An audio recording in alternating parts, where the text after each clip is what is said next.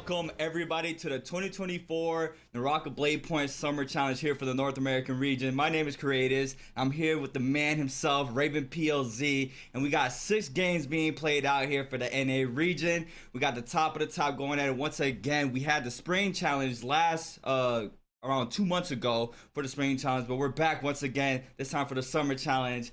And man, last week we had the EU Summer Challenge. Now this week with the NA Summer Challenge. It's gonna be a blast to watch all these games being played out today. But yeah, Raven, talk to me. How do you feel about the games that are gonna be going on today? Well, exciting stuff. We finally have a tournament client. So we didn't have it for EU, but for NA we will. It's something that all of the players have been requesting for a while, just because from patch to patch, if you've watched Pro League, they generally will stay on the same patch from each season, letting the players not really get forced to jumping into a new meta right away. So it's going to be interesting that it's a combination of the old Matari and old Fist meta. Now, all the infinites are taken out, so no Heaven Step, no Fan Infinite, but pre-nerfed Hottie and pre-nerfed Matari. Now, if you remember when watching Koi Cup, those two characters were primarily played. Right now in the modern day, Liam is really played a lot. So we're going to see how the contestants really decide how their character picks are going to be today, especially with pre-nerf fists creators. I don't know if you use fists, but pre-nerf fists were out of control. They're still pretty out of control. I imagine we're going to be seeing a lot of that weapon today. Oh, 100%. I mean, we saw how strong the weapon was, especially with the 3 charge and being able to loop with the crouch LMBs. I still, to this day, I still see some loops happening with the fist blades, but now with how strong it was before the nerf, we're still gonna see that being played out. The Matari as well, like you said, the Hottie in the mix as well. I mean, it's gonna be pretty much a little bit of a trip down memory lane for a lot of these players, from 2 weeks ago with how the game was. It's gonna be very interesting to see how the North American region goes down with this. It's gonna be very exciting as always. We have our lineup for today's games as always here for the North American region / EU as well. Morris Isle nighttime games, so those Firefly maps are going to be in play for the first 3 games of the day. Then we're going to go ahead and take on over to Holleroth, where we have our sunny time game. So that's where it's going to be a little bit different compared to the mainland, but once again, the ranking rules are always the same there with that 1.4 multiplier there for the first place. And this is once again our today's schedule for today's games.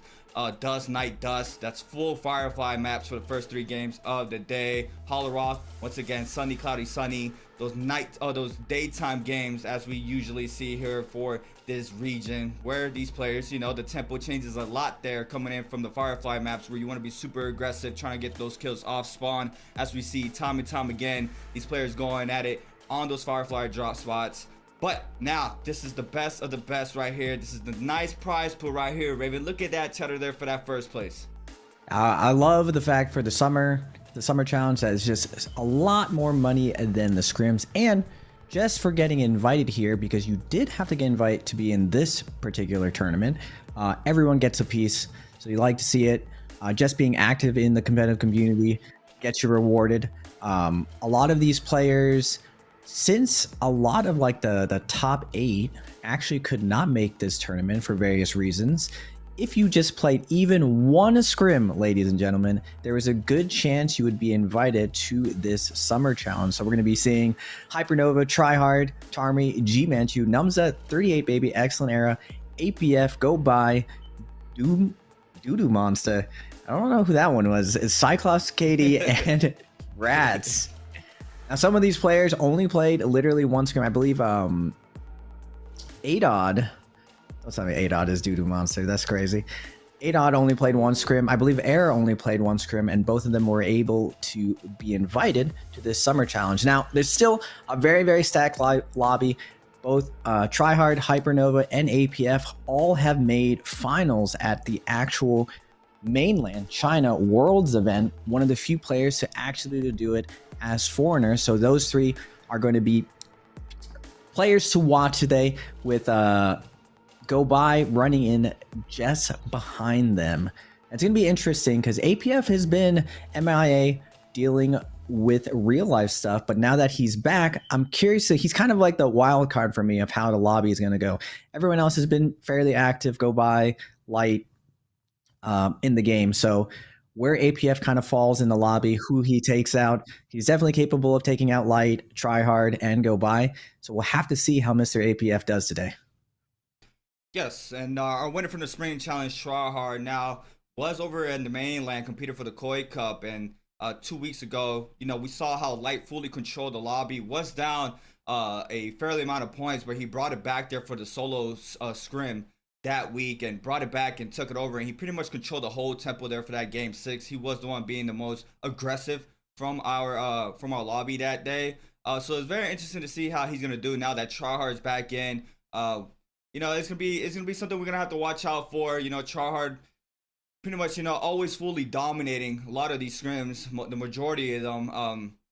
So now I would love to see some change up a little bit. Maybe I don't know, like it's a little rough out here. I mean, Mr. Jamal Johnson always up there. Mr. Jamal Johnson.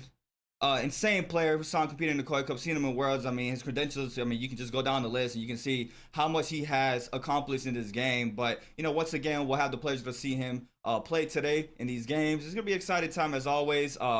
Very curious to see how these players are going to, what is the hero picks for these players for today. It's always very interesting to see, especially when changes come in. But I know we're back in the old patch, but I was very excited to see we were gonna get Predoria. But once again, we're not gonna have the new map in play. We are back with those 2 split maps, the Holleroth and the Morris Isles, as always, the 2 OGs now.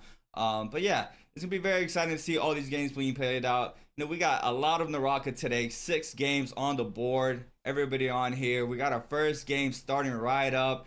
Raven, I have to ask you this. I have to ask you this. Who's your prediction? I know I already know who you're gonna pick, but who do you predict winning today's summer challenge? It's pretty easy. The same way that you choose Mike pretty much every solo event. We're gonna be choosing Tryhard. I know he really wants this win. He's been prepping for it. And just like you said, he's coming out of Koi Cup, being on the mainland. One of the drawbacks of being on the mainland is he didn't really get to play as much as he wants. So he got home and he just straight grinded. And you're going to see him grinding. What that grind pays off. Rats on the Matari. Thursday, 38 baby. One of those last second invites as well, but no slouch to the community. One of the veterans. He is going to yoink that kill from Tryhard, but a Tryhard against Silk Groves is going to be falling on the nunnies. But off spawn fights still a lot more to go. Era's going to be running on the Hottie as well. Remember, guys, this is pre-nerf Hottie, so that long duration ult, very, very powerful for these players. Ooh, the stun comes into play here for Doodoo Monster, and Tar's going to fall off of that. Lots of Matari's out for game 1. Not surprising at all as we see this hero, how strong it still is to this day, but obviously stronger before she got tweaked a little bit, as well as the Hottie APF in the mix. F caught in for the Matari as well there for APF.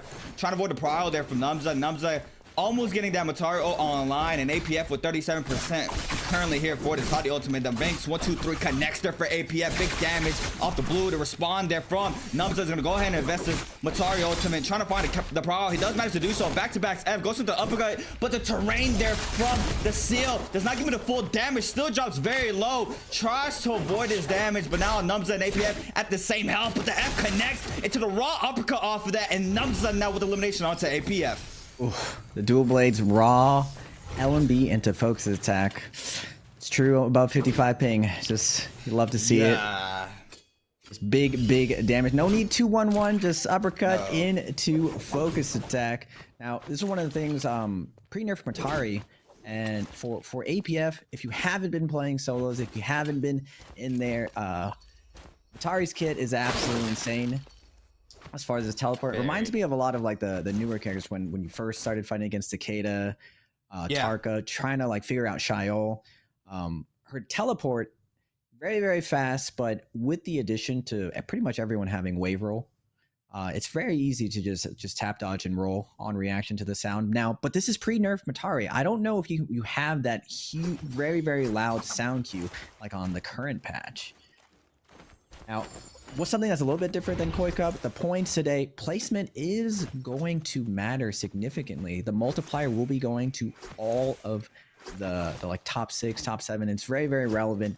Every 2 places, it goes from 1.4 to 1.3 to 1.2. So once you secure 2 or 3 kills, it is very important to last and get to that top 4, top 5 placement. Yes, so that's going to be very important, like you said, compared to the Koi Cup, where only the winner was getting that multiplier. But now, a lot of these players are going to want to try to make it to the end game as much as they can. And for the North American region, we usually get 1 or 2 end games if we're lucky. Usually around game 1, we get the massive end game. So I'm very curious to see how today's players are going to be going in with that tempo, trying to get into that end game. We do have scrap offs, light against rat, Voodoo Monster. I believe this is A-Dot, I guess, right? Could be A-Dot. I know A-Dot is playing today, and the only name that I don't see right now is A-Dot. So my man just went with something special. And here we go. Displays are out. As we said earlier, how strong this weapon is. We're about to see it right now. 1-2s. Trying to catch the fly off the second LMB. Does not manage to do so. Trying to overhaul. Trying to see if he can find the kill here. The lamp drops down. No burn yet from any of these players so far. No musket or no bow shots connect as well for Voodoo Monster. But Cyclops containing the neutral game. Both ults are ready for both of these players as well. Now, what's the mix up? Just shooting down all the cages right now onto all these players. Does manage to get a quick reset in. 1-2, F called in. Now the F invested for the Hottie. He is going to try to create some space. Gets the stun off of that. Big damage can come into play as well. Back-to-back focuses, triple. 1-2, and that's elimination there for Cyclops, and that was clean. Unlucky for Voodoo Monster right now. Now going back to selection, we got excellent Era versus Namza. Both of these guys, veterans of the community. Era recently coming back to the comp scene right now. He had a hiatus over in Tekken. Will that Tekken tech pay off? Coming back to Naraka now. He's ulted to be invested. Small room for Hottie right now. Looks like he's going to use this Hottie ult instead to reset, get back to full health. And with this old Hottie duration, you get to sustain a lot of that ultimate coming out. Era in Celestia, one of his homes, able to find this nice reset. Now Yang is going to be coming up.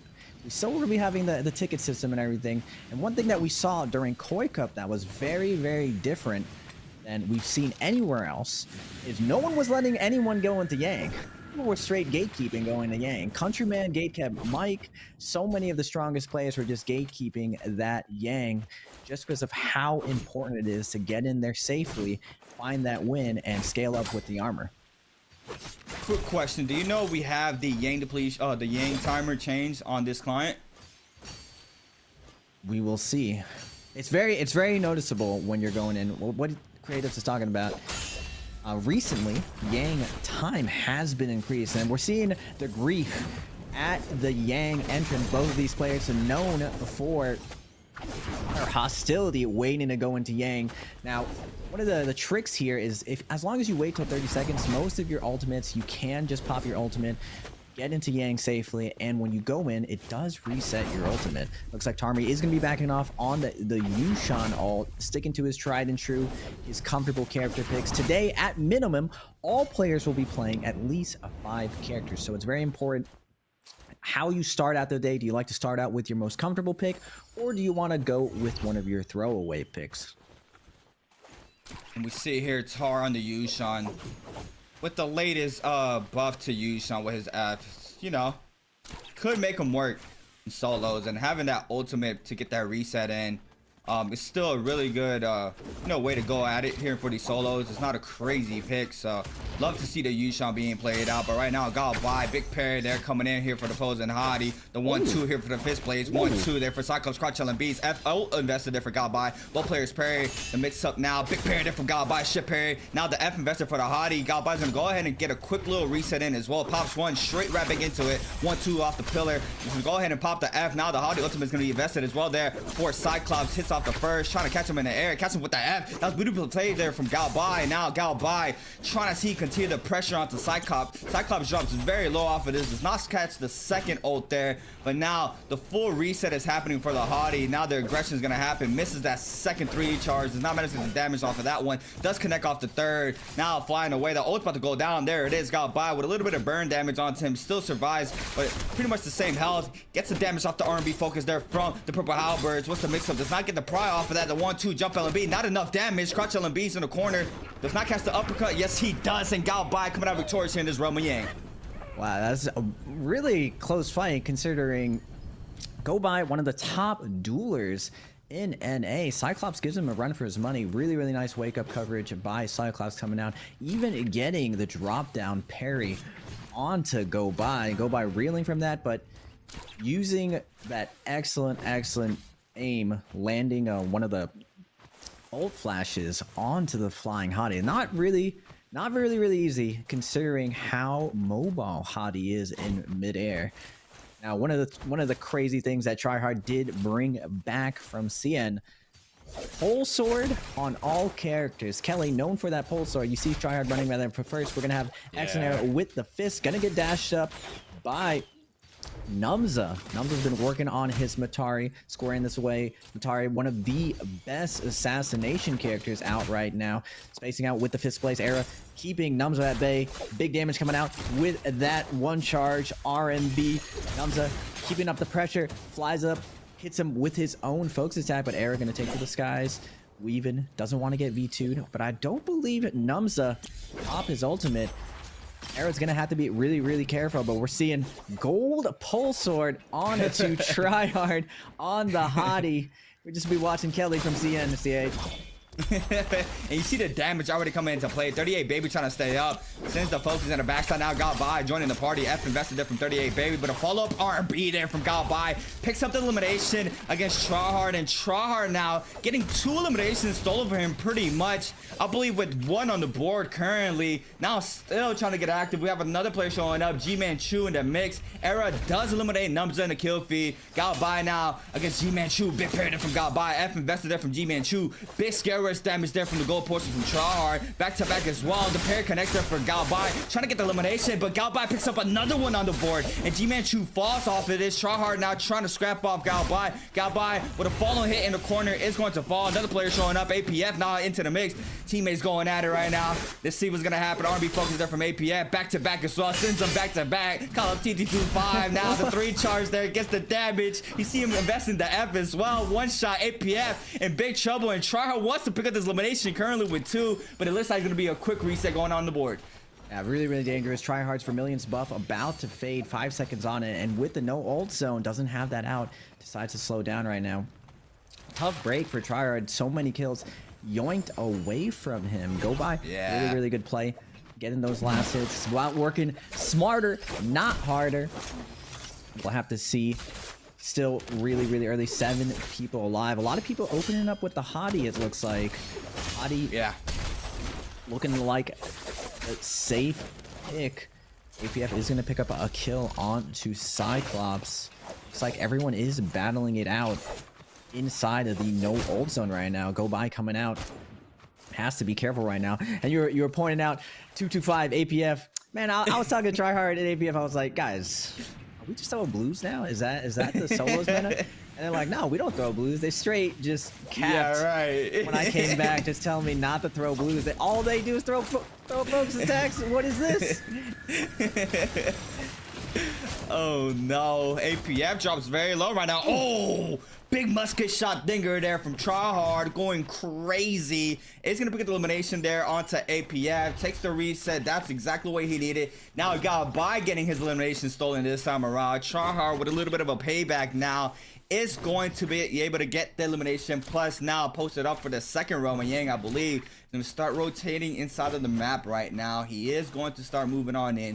We see him going towards Celestia. Era in the mini map, see him as well. Bell called in, and now Tryhard might get aggressive onto Era right here, trying to fight this out. Doodoo Monster once again on the Matardi. Don't laugh. Don't laugh. I can't with Adod's name. Now, technically, ladies and gentlemen, Adod is a Worlds player. He did go to Worlds for Trios, playing with Tryhard, Hero, and Ski in this most recent World. So, like to see him inside the competitive scene again for solos. Always a fun time watching Doodoo Monster do his thing.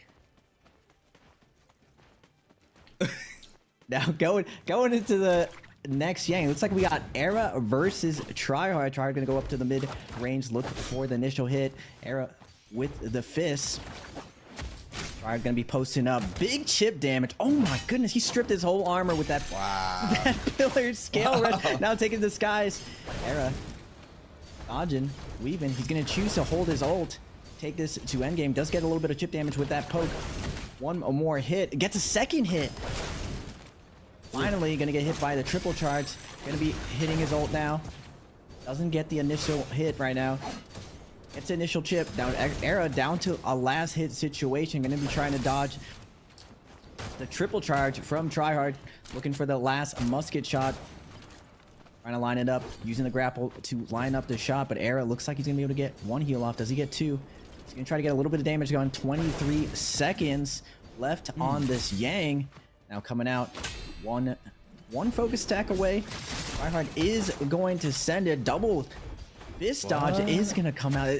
That happened to me too. That's just, it looks so weird when you see it. Last hit situation. Era's going to try to stall us out, but the sliding LMB is going to take down Era and secure the kill.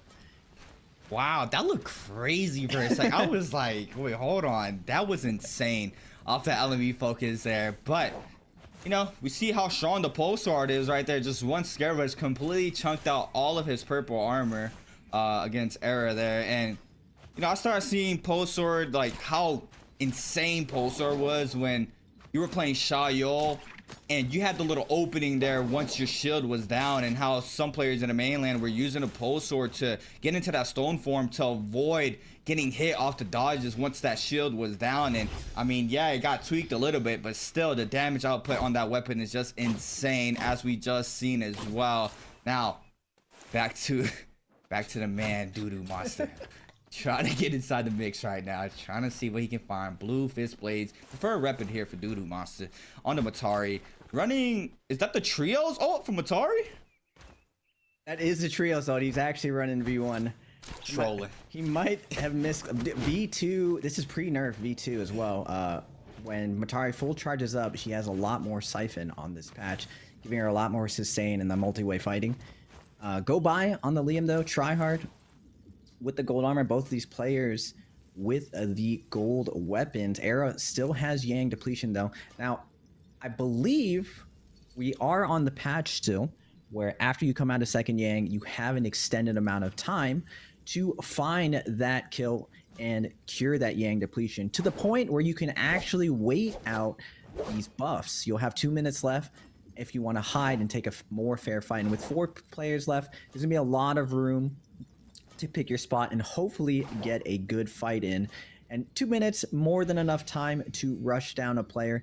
Still really, really tough considering how stacked Go By and Tryhard is. So Era has his work cut out for him if he hopes to cure his Yang depletion right now. Yes. Now, players waiting for that second Roman Yang. Go By with 4 on the board currently right now. Massive amount of eliminations going into this first game so far. 4 players still remain. Second Yang still... Oh, second Yang already happened. I'm trolling. Got White Tiger's powers up for both players, Go By and Tryhard. Tryhard with gold armor this time around. Got Era now getting aggressed on by Doodoo Monster. Tryhard in the back end as well. Got to be real careful. 2 minutes and 50 seconds for Era to try to pick up a Soul Bloom off that fight off of Tryhard. He needs to try to get aggressive pretty soon. As we see, he might spot the Matari in the back end. He is probably going to find him pretty soon. Era, though, now gets the call. Mix up now. Both of these players, both shots now. We've seen Doodoo Monster trying to go for those range shots back to back. Does connect off this second time around. Era, 2 minutes and 25 seconds. Timer is ticking. He needs to see if he can pick up a Soul Bloom. Does have jabbing as well here for the purple staff. Sending the RB focuses. Scale rush here. Gonna go ahead and delay that. Wait this out. Playing around. And I believe the Matari does know this player must have Yang depletion timer. But that was an insane parry for Era. Now the mix-up picks up a lot of damage off the purple armor. Nearly completely shredding all that armor. It gets a little bit of some hit sends as well. Now the Matari just trying to kite this out. Does not want to fight here, but Era needs to try to go as fast as he can right now to see he can pick up this elimination. The Matari dude not helping him right now. We see Char starting to move on in. He knows the player is very low as we see him trying to retreat from the situation, and this could be bad here for Doodoo Monster here. Yeah. I can't believe Doodoo Monster's running. Also teleporting instead. It's giving him a lot of mobility right now, but stuck on to flat ground. Not ideally where he wants to be. He's gonna get the reset by popping his ultimate. Gonna be juggling Tryhard to try to create some space right now, but Go By is gonna activate too. Seeing one player is very, very low. Era has to get this kill cleanly, or else he will be going down. Contesting for these soul balloons really, really tough, and already on his way chasing down a doo-doo monster. He is taking a little bit of poke damage right now. Tryhard lurking in the background, looking for the kills. And it looks like Adod's going to get that full reset going out to the top. And this is exactly where you do not want to fight a pole sword. So many walls to play with, so much scale rush potential. Adod, pretty tough player to catch, especially on his comfort pick. Matari running both cooldowns that give him such magnificent disengage potential right now. And now Era has a hard choice right now. Does he keep chasing this down, or does he just relinquish the kill so no one else gets it? He has to be, the clock is ticking right now. He has to be down to just a couple seconds, and it looks like Adon is able to fade this pressure from him. Yeah, it looks like Era might be eliminated now. Timer about to tick pretty soon. Adod still getting full aggressed on right now as we see Tryhard trying to focus Adod, but Era in the back end now against Galbai. Looks like the pressure's still going to go towards Galbai's way. In a matter of moments, we'll probably see the body just deplete from that timer. Going out, trying to see if he can pop this ultimate. Random Bane spawns. Era Knight eating up a lot of damage. Gonna go ahead and invest this Hottie ultimate as well. In the back end, it's gonna be Tryhard with the last hit. He's gonna get 5 on the board now. Snags up the Soul Bloom pretty quickly. Got by now on the Liam. Go ahead and invest the ult. Goes into the F. F invested it from Tryhard. The mix up once again for both players. Overholding. Gets the damage off the light attack. Stone form into the F there from the Liam ultimate. Now got by with the Gold Spear. Catches the Pyro against Tryhard. Caught chilling bees on the ground. 1-2 into the follow-up as well. Into the F as well. The terrain was not in his favor. Does not get the full follow-up. We see Adon in the back end as well. Try to sneak on in. Galbai loses all that armor. This could be bad for Galbai on the backside. Looks like he does manage to scatter on out. And Adon with no pressure against any of these players. So it is going to be a quick reset for everybody right now. I'm surprised Adon didn't jump in. This was the most vulnerable both Tryhard and Galbai will be in this endgame. But it looks like Adon chooses to play for this armor reset. Now, technically, this is going to be a hard choice for Adon. Does he pick up the gold armor now, or does he wait to keep this as a reset? He opts to take it. Now, there was a change in the most recent patches where no one else can pick up that armor once you claim that spirit well. So you have the option of keeping it there as a reset. Now, technically, you still have to get back to the armor. So it is a risk if you leave it there. Now that Adon does have the blue buff, he can scout out and cherry pick exactly who he wants to pick. He saw both of their ultimates go off, so there is a small window to try to poke one of these players down and get them hopefully focused by the other player. With Adod's current build, he doesn't have a lot of pressure with the V1 ultimate on Matari versus the V2. Now, it does give him invisibility. It does give him a little bit of sustain because of the siphon it applies. Yeah. And it looks like, I feel like Adod's strategy right now is he wants to take this to a heal-off situation. We'll have to see if that works out, because still Hottie with his burn damage has a significant advantage going to the heal-off. And I don't imagine with just 3 players, are they going to really, do you think creators they'll ice this off and wait this out? I feel like, I mean, knowing how aggressive of a player Tryhard is, as we see already, headshot dink there from Tryhard onto Adon. It could be bad if you know, Galbai or, you know, Tryhard get eliminated. I feel like both of those players are super aggressive as well. So whenever one player drops, right now they're just being cautious of the third party. Once one of those players falls, the other player's gonna go ahead and be full aggressive onto the Matari if they see him just lurking. So I don't think this is gonna go to distance, as we say, because I mean, look at Tryhard's setup right now. Mortal Defiance, Thunderstorm. I mean, he full jaded out. Sap as well. Advance Heal. 2 gold weapons in his inventory. Currently running the pole sword. If anything goes bad for him, he can just quickly swap to that to the fan as well, as we've seen time and time again. I mean, I don't think this is going to distance here, Raven, because I mean, this setup right here is just gives you full W key potential, as we see, and I mean, you know, in the hands of Tryhard, it's not going to be anything new for him. Yeah, 60% ultimate on to go by. Curious to see. Oh, he does have Dreadful Will. That's why I go by is switching to the dagger. The extra mobility given it to Dreadful Will and his ability to ice this off. He knows he's vulnerable for the next couple seconds at 65% ultimate, but the no ult zone is going to be hit. This is the weird part of this particular end game. No ult zone. If anyone gets low right now, the playing field is equalized. No one has their safety net engaged right now. But Adod, he's happy and content to sit on the outside. Gonna be a tough bet with the round winding down. Only a couple minutes left. I believe the no ult zone will drop and it will go down. But it looks like Go By happy to stick on the outside. Both Adod and Go By have Dreadful Whale. Everyone with a sap right now.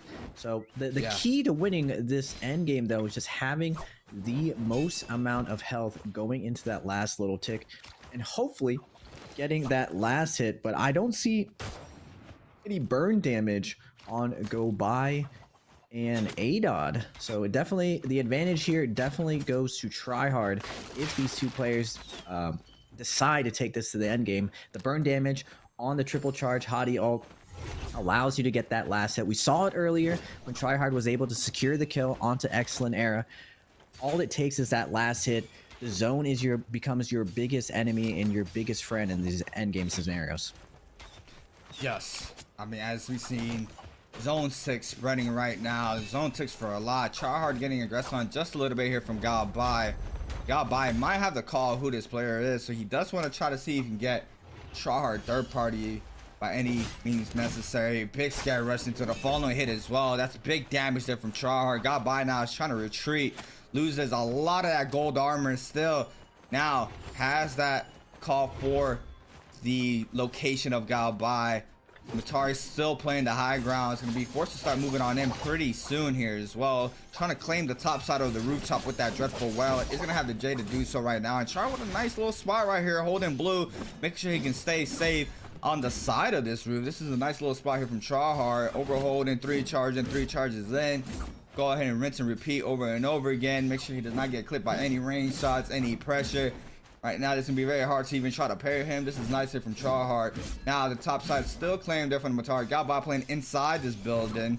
Now, just in a matter of time, Zone 7 spreads in around 30 seconds for these players to start getting aggressive onto each other, as we see right now. It's just a waiting game, as we usually see. 3-player end game usually go this slow. Do have Tuna on the Matari right now. Adod on the Tuna, so he is going to get aggressed on. He thought he was safe, but Tryhard with quick damage there onto him. And now to the Skirl Rush inside. I mean, he is not safe right now. He thought this was child's play, but Tryhard quickly aggressive once he heard that Tuna. Making sure nobody is comfortable right now. Make sure known that his presence is known. That you cannot just sit around, that he is around. And you know, this is dangerous right here, Raven. I don't think I want to just be chilling here in the lobby if I'm mixed up here with Tryhard. Yeah, so Tryhard's trying to secure the high ground to guarantee the max health as the zone finally closing in, threatening the R&B. Doodle Monster on the low ground, looking to get something going. Matari wants to take to the sky right now, take as little damage as possible right now. Nice air stall coming out. The drop down Dreadful Whale from Adod. I thought he was going to go for the stall. He's going for the offense right now. Looking straight back up. He's going to be knocked into the zone by the F from Tryhard. Now Tryhard finally going to pop ultimate. Doodle Monster is going for the D-Mech onto Tryhard, trying to see if he can get him out of this. Same thing with Go By, and Go By is going to pick up the kill onto Adod. Tryhard able to steal the Soul Bloom. Does he get the hit off? But we go for a tie between these two. Wow. Able to survive the zone damage. It's been a long time since I've seen a tie, Creatives. Wow, that's a tie in play here for both of these players. The one thing to note as well, both had 5 eliminations on the board. We did see Tryhard getting 2 eliminations being taken there from God By, so Tryhard could have had the upper hand going into this last final zone. But you know, even at that, Tryhard brings it back, brings up 4 eliminations, gets his last one going into that last circle as well. Makes it to the 5 Ps there with the eliminations for himself, so does not fall behind for game number 1. Got by though with some nice showcasing there, being able to get those third-party kills once he saw the mix-ups coming into play there from Tryhard and whoever he was fighting. I mean, that's a very close game we got right there, Raven. I mean, both of these players pretty much tied right now Both players in first place, as we saw. I believe fourth place Arrow with 4 eliminations on the board as well. So he might be snagging up that second place spot as well for himself. And Adol with 2, I believe, going into that last and final moments of the game. So, we probably pretty much have our top 4 happening right now for the games. We still have 5 more games being played out. As we saw, the Hotties are still in the mix, and the Mataris as well. It's not a surprising sight to see both of those heroes being played out, as we've seen time and time again how strong those heroes are in solos. So very curious to see what's going to be the second picks for players. Are we going to go in straight to a double pick off the Hotties, going back into the Firefly map, or are you going to want to save a pick for the Holoroth maps, depending on how your hero points are looking? But that's something we're gonna have to wait and see when the time comes. And what else is gonna time come right now is gonna be a quick break. So we'll be back with a quick break for game number 2.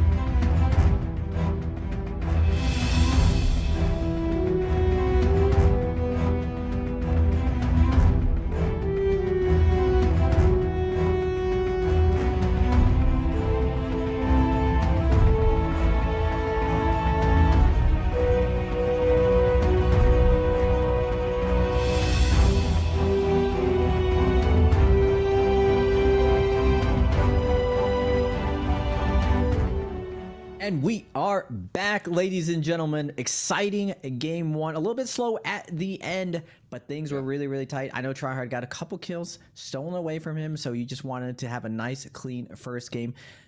Clean momentum, really, really key to winning this tournament. But Gobai, I heard from Gobai himself, now that he got a real job, he hasn't been as focused on solos as he was in the past. But you see all that past work still pay off. and all of his raw talent still showing up really, really big, able to match Tryhard and tie this first game. We saw the Liam and Hadi both showing up big, still being the S tier picks right now.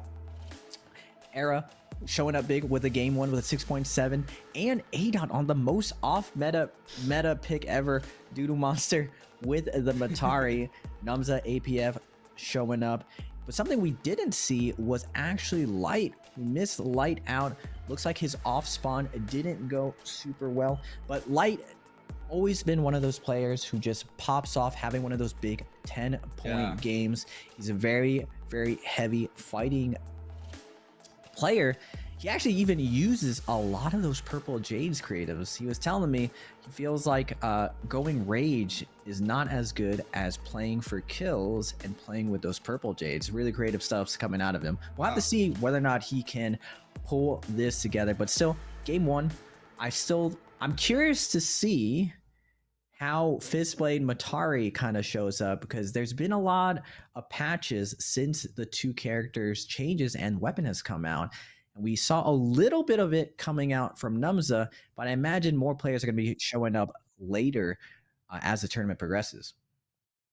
Yeah, I mean, Fistblades overall, we just saw that crazy double tap dodge right there against the Pole Sword and the Yang against Strawheart from Cyclops. I mean, being able to do some stuff like that without having to, you know, like boom dodge where you're, you know, having to extra input something and, you know, knowing the iframes and when you're able to avoid a swing like that from a pole sword or any weapon, by all means, is, you know, just that alone, having it in the kit of the weapon just makes it a powerhouse weapon in my eyes. Being able to have that versatility with just, you know, having the weapon in your hand and you just dodge back to back, being able to do crazy stuff like that. And I mean, once again, we see how strong the fist blades are. Crouch chilling bees, restands. I mean, it's just an insane weapon. So much damage as well off the uppercuts. 1, 2, 3s confirm off of that. I mean, it's just an insane weapon overall. Now that it's in the game, we've seen it. You know, back then as well, before the fist blades came out, the Horn Sword was very strong as well, being able to get the focus attack into the bow shot, restand, triple headshot. We've seen that do tons of damage. I believe now it's nerfed. Going into I'm not sure if it's nerfed as well in this client, but now in the live game as well, that weapon did get a little bit tweaked in that sense, but overall still you have the mix up, you have the shadow step as well, being able to catch the prio, big damage on the R&B focus off the 1.0s, just overall a really well weapon all around. So, you know, I'm very curious to see what will be the next weapon, as we just got the fist blades being added now and how versatile that weapon came out to be. You know, what else are the devs cooking for these weapons? But you know, that's something we'll see later on in the future, as well as the you know, the heroes that always be implemented in the game as well.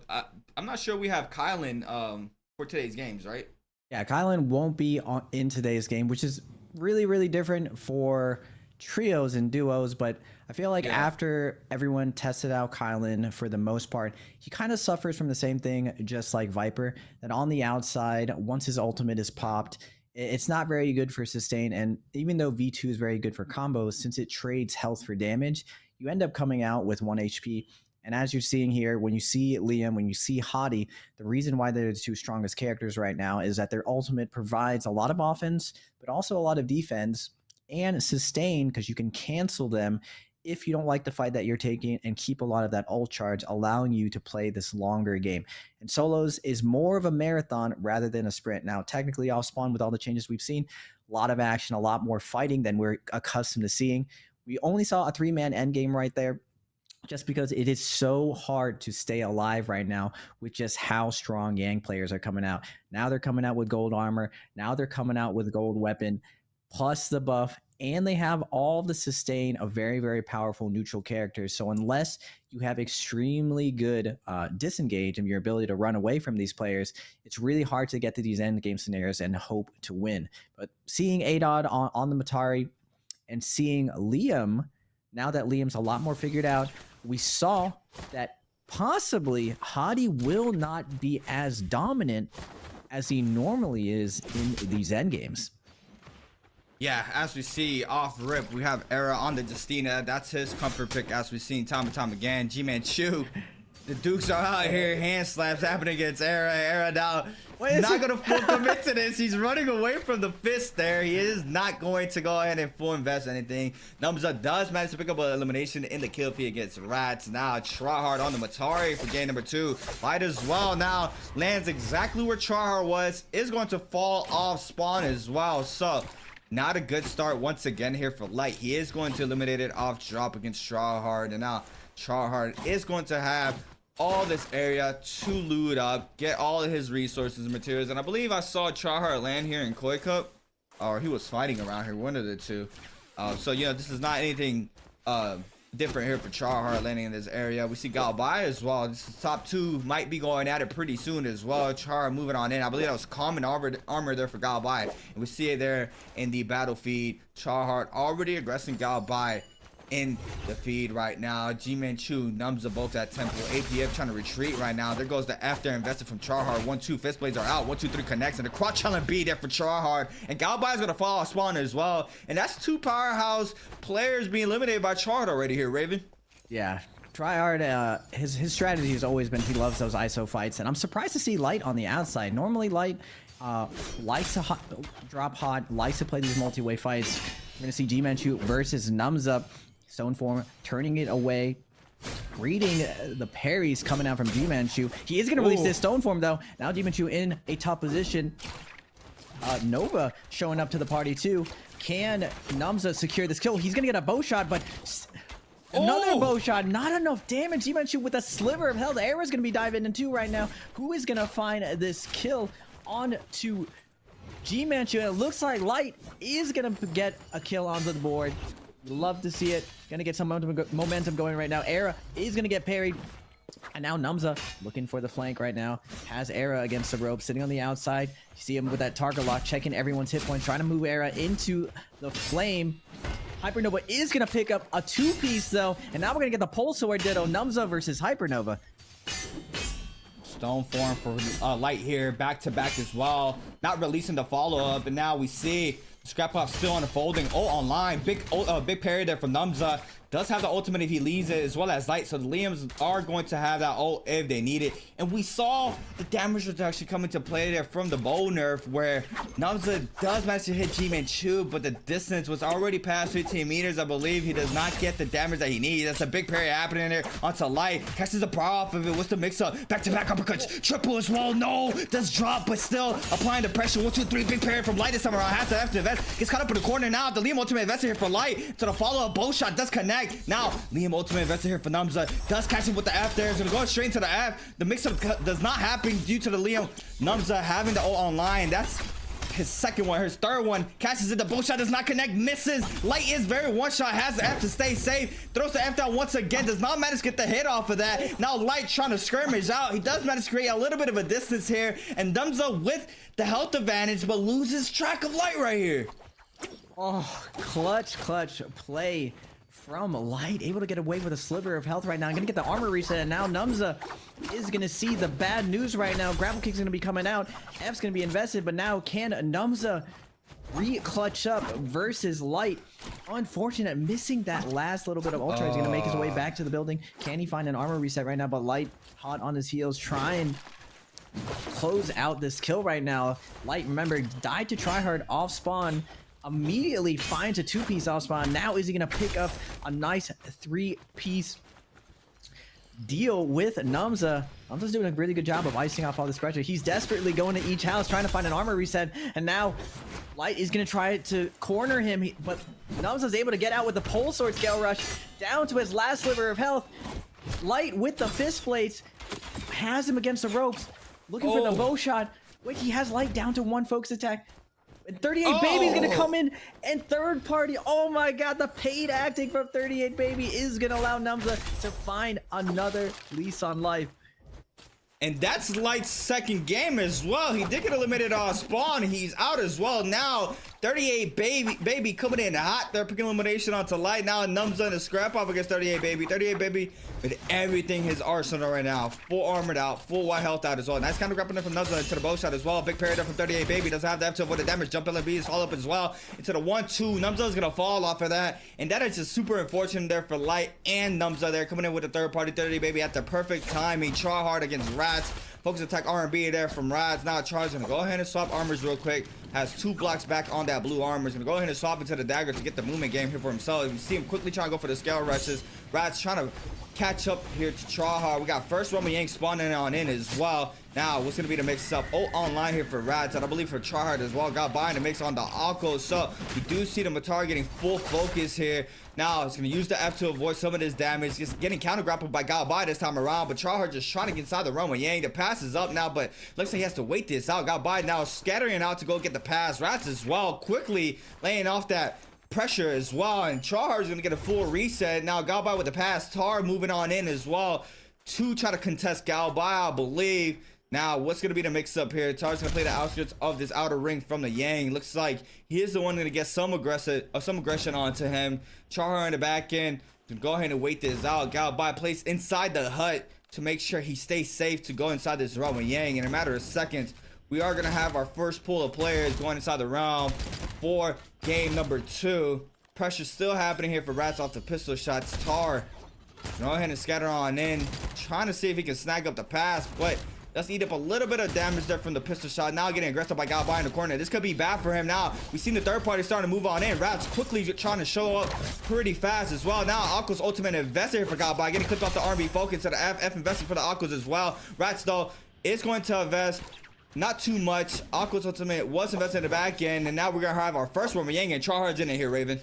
38 baby versus Tryhard. Man, the Matari Ditto is very volatile. We saw 38 baby land a great parry onto Numza. He is going to take Tryhard for a ride against the corner. Doesn't get the follow-up. Tryhard still has a dash up. Is not going to wait for it. Is going to pop both dashes right now. Full rush down from Tryhard. He's not going to get the follow-up that he's like. 38 baby trying to close the distance, but Tryhard using the pillar perfectly, denying the port play from 38 baby.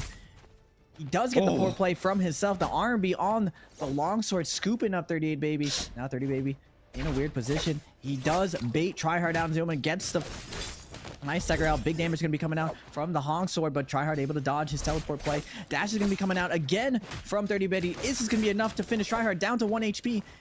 Tap dodge roll. Double tap dodge from 38 baby, but Tryhard delays it. Will this be enough to finish him? One last little chip. Jumping LMB. Oh my goodness. Last hit situation, and Tryhard is able to clutch it up. Wow. Clink into jump LMB. Fall off from Tryhard as we've seen how strong the jump LMB is there from the long. So we saw the tracking off the Clink there.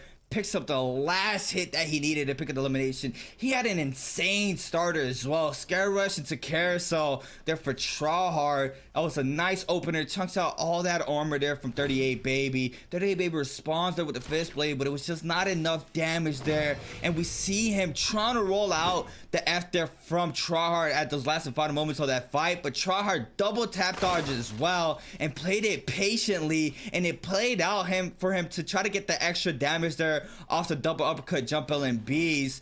But still, 38 baby falls off of that APF. Now, purple armor here for APF with gold poster in hand. Coming out that Roman Yang. He is going to have the Millions Birds might buff as well. Numza might be the one trying to fight APF there. But Galbai and G-Man-Chu, F1 investor here for Galbai. Has that Yang depletion timer. 3 minutes and counting here for Galbai. This is the big damage right here. 1, 2, 3 connects. Tries to go for the follow-up reset. Does not manage to do so. G-Man-Chu is going to invest the ultimate. Now, trying to apply the pressure onto Galbai, but Tryhard now showing up to the party. 38 baby as well. We got 4 players in the mix right now. Looks like Galbai is gonna manage to scatter out for the time being. We got 2 minutes and 40 seconds now for Galbai. R&B focus connects onto Tryhard. Tryhard with gold fan this time around. F invested, overholding. He's gonna weave that F1. Galbai now might have tons of pressure applied to him from all the 3 players in this area right now. Overholding R&B focus, gets the damage to the follow-up as well on the backside. 38 baby now gonna go ahead and stop a little bit of attention to Tryhard. Quickly readjusts to the Akko's. Now Akko's ultimate invested here for Galbai. No problems there. Nice ult there from from Tryhard to avoid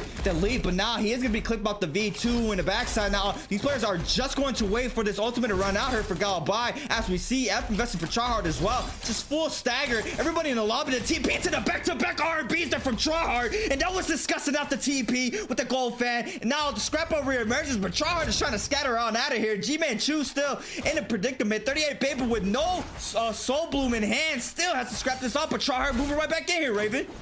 And every single time you hear the Matari F charge up, it's like an air gun. You just hear a whistle, and immediately just a meteor just coming through. Big damage coming out. Tryhard's able to steal that kill. The amount of aggression you're able to put out with Matari right now, the rush down is absolutely insane. G-Man Chu, 38 baby, stuck in the blended right now. All of these Mataris just non-stop dashing through over and over. 38 baby needs to find the Soul Bloom. 1:45. Time is ticking right now. There's no ult zone, just putting a wrench in his strategy right now. He has ultimate, but he cannot use it right now. Gang or Vermilion's buff is going to be dropping down, but it doesn't matter. Tryhard is gonna referee that fight perfectly and pick up another kill on to 38 baby. And right now, Lobby has to slow Tryhard down. If not, he's gonna pull away and everyone's gonna be playing for second. Yeah, as we see him already with 5 eliminations on the board. Second, Realm of Yang spawning quickly rear aggressives to try to go ahead inside the Realm of Yang. As we see APF as well with the gold pulsar currently trying to get inside the Realm of Yang. Realm of Yang as well. Cyclops trying to play down some of the pressure as well into APF. Now, who's gonna be able to snag up the ticket pass inside the Realm of Yang? Looks like Cyclops might be the closest one. APF's trying to move on in now. So both of these players might have some sort of fight outside of the gates for now. We got 2 gates though spawned up right next to each other.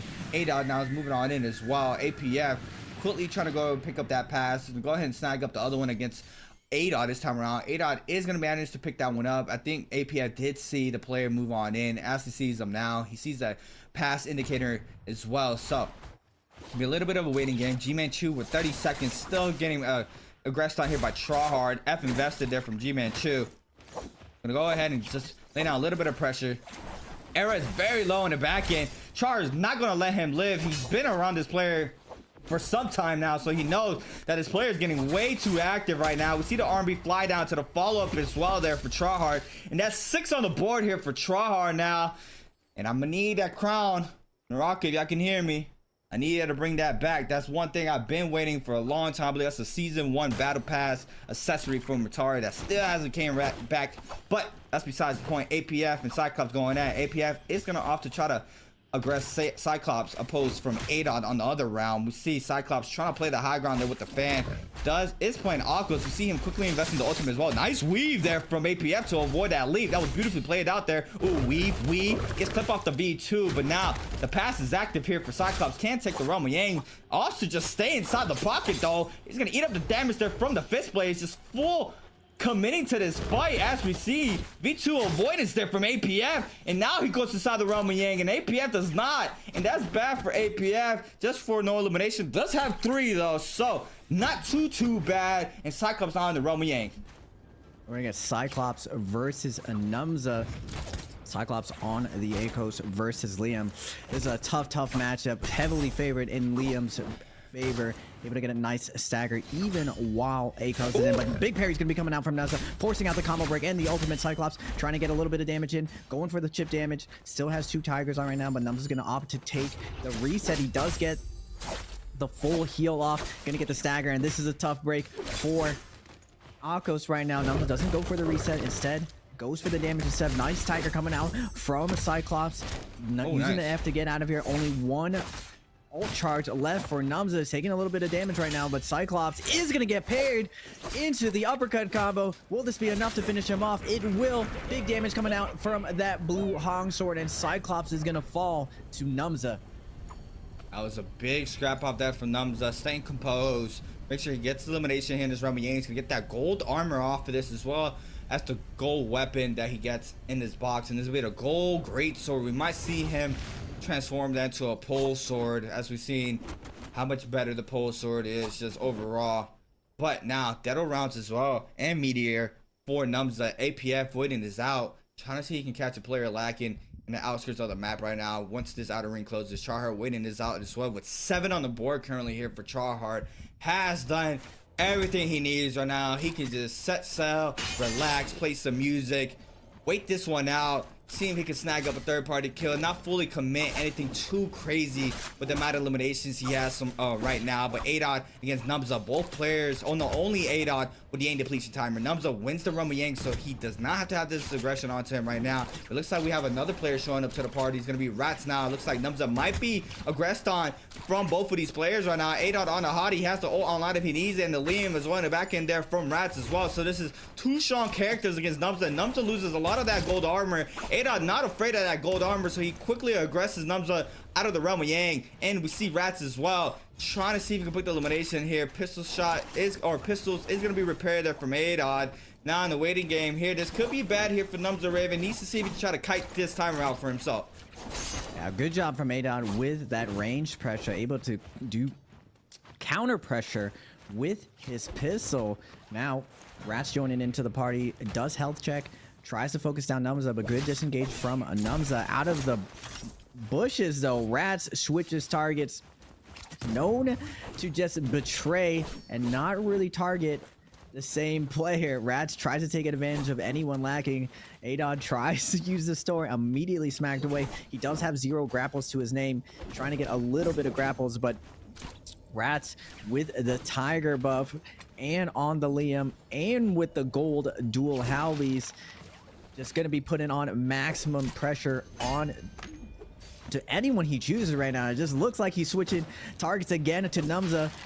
Musical chair target selection coming out from Rats, hitting the other Tiger buff with the great sword. Max health Numza trying to kite this off. It looks like 4 players are going to be joining the party. Cyclops does have Yang depletion, needs to find a kill right here. Unfortunately for him, he is going to be getting targeted right now. Tryhard on the outside, doesn't want to get low, trying to secure the placement points of the top 2 multiplier, playing this slow, checking out the health, sees the Akos ult. Now Matari, one of the best third-party characters in the game right now, overtaking Tessa. The dash that we're seeing from all the Mataris in the lobby just does so much damage. Tryhard lurking on the outside, looking for his moment to come. Flying in is going to do a little bit of damage. The Tiger going to provide a ton of armor. And now Rats as well with ADOT all jumping in to try to see who can finish off Cyclops here. This could be bad here. Rats does have that ult online for himself. In the backside, it's going to be Numza now starting to move on in after C, trying to catch him off the F. Does manage to get the F follow up there from the Liam, overholding, parry baits him, catches LMB Prowl, can't focus off of this, no terrain in his favor. So since the 1-2-3, no damage. Numza with nice spacing. Clink comes in off the focus here for both players, back to back as well. So now Rats now coming out here with a big pair onto Rats, investing that F to avoid the damage. Now looks like ADOT is going to pick Numza out of the bunch, even though the cooldown is low there on Rats. But Rats now catches the damage onto ADOT. F invested there from ADOT. Tryhard is going to pick elimination on the kill feed against Cyclops. That's 8 on the board now for Tryhard. Numza in the back end, trying to get a full reset in for himself. ADOT drops very low. The pressure now could go towards ADOT's way. Overholding gets the damage as well in the backside. And we see it now. Hottie ultimate invested for ADOT, trying to wait this out. Numza now can retreat to get a full reset for himself. Now Tryhard lurking in the shadows as well. Can start moving on in. Big pair for Numza once again onto Rats, making sure he does not get those damage onto him with that F from the Liam. Now Tryhard invests in the F, gets the damage. Numza now is going to be forced to pop his ultimate. The ultimate is going to come into play. Now the back damage there from ADOT as well, gets the damage onto Numza. The soul boom goes towards ADOT's way as well. Now Tryhard invests in the F once again. Back-to-back damage onto ADOT, overholding. F invested there from ADOT into the follow-up F there into the follow-up 1-2s from the fan. The crouch LMBs now 1v1 against Rats. Tryhard is going to scatter out of this location. Gets another, but that's 9 on the board now from Tryhard here, Ray. There's no slowing him down here for game number 2. Yeah, 9 kills is absolutely insane, considering there's only 12 people in the lobby. Rat's gonna find this uppercut combo onto Tryhard, but the terrain again is gonna grief him, but he does get the wake up read. Again, terrain grief by these rocks right now. Tryhard's gonna use his F to disengage right now, heading for the bushes, looking for a little bit of reset right now. A lot of terrain to dodge right now. Rats is gonna be investing his ult, is gonna hit the bell. Tryhard tries to line of sight right now. Is going to be able to pop 1 heal off from downtown. Rats goes for the long range Old charge has to be careful right now. Only down to 1 charge. Tryhard in the corner. He's going to get caught right now. The double charge is going to come out onto Tryhard. And Rats is going to find the kill onto Tryhard. Going up to 3 kills. Now in a 1v1. Who is the last player alive? Is it? I think it's... Has to be APF, right? We haven't seen him around. I haven't seen APF. Yeah. It is APF. We get a nice Liam Ditto. APF versus Rats. APF going to have the advantage right now with the 20% damage reduction and the blue buff. Who do you see taking down this last 1v1, creatives?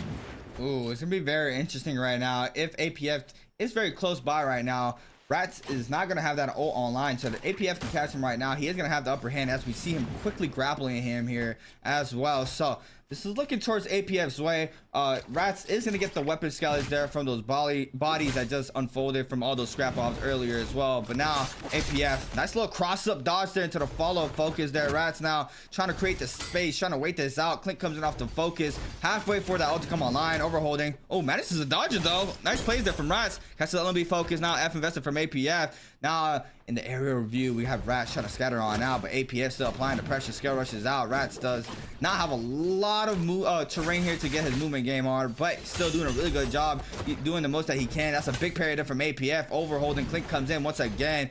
Double dodge. Ooh, delays the third to avoid getting parried. That was a nice roll there from Rats. Now tries to cancel into the grapple. Follows focus attack there from the fist blades. Now it's gonna be the mix up. Random bang spawn. These players are gonna duke it out inside of the bang. 1-2 in the corner, and 1-2-3 does not connect there from the fist blades. Overholding. Oh my god, nice dodge once again from Rats, avoiding this. Focus comes in once again. Overholding since the LMB focus does not get the damage, and the follow-up R&B as well. Everybody's just not connecting off the focuses, but the last one connects there for APF off the R&B focus. Once that ult came online, APF still had that ult online if he needed it, but APF is gonna be our last one standing with 4 on the board. Rats with 3 and Tryhard with 9 eliminations there for game number 2. That was a massive amount of eliminations there from Tryhard, as we saw how hyper aggressive he can be with the Matari.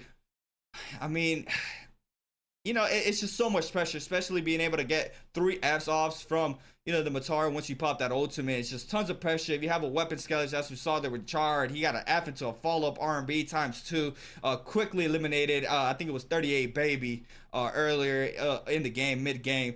It's just tons of pressure, especially caliber player Tryhard is. He is going to be super aggressive off of it. But yeah, light falls off drop again. Dodge to Tryhard. Does get eliminated a little bit later on as well. So, you know, now this is the time where he's going to have to try to bounce back there for game number 3. We still have 4 more games being played out here for today's games. But we are going to take a quick break. Once we come back, we are going to have game number 3, our last Memorial game of the day here for the North American region, here for the Summer Challenge. My name is Creatives. We're here with the man himself, Raven Pill Z. We'll be right back after the short break.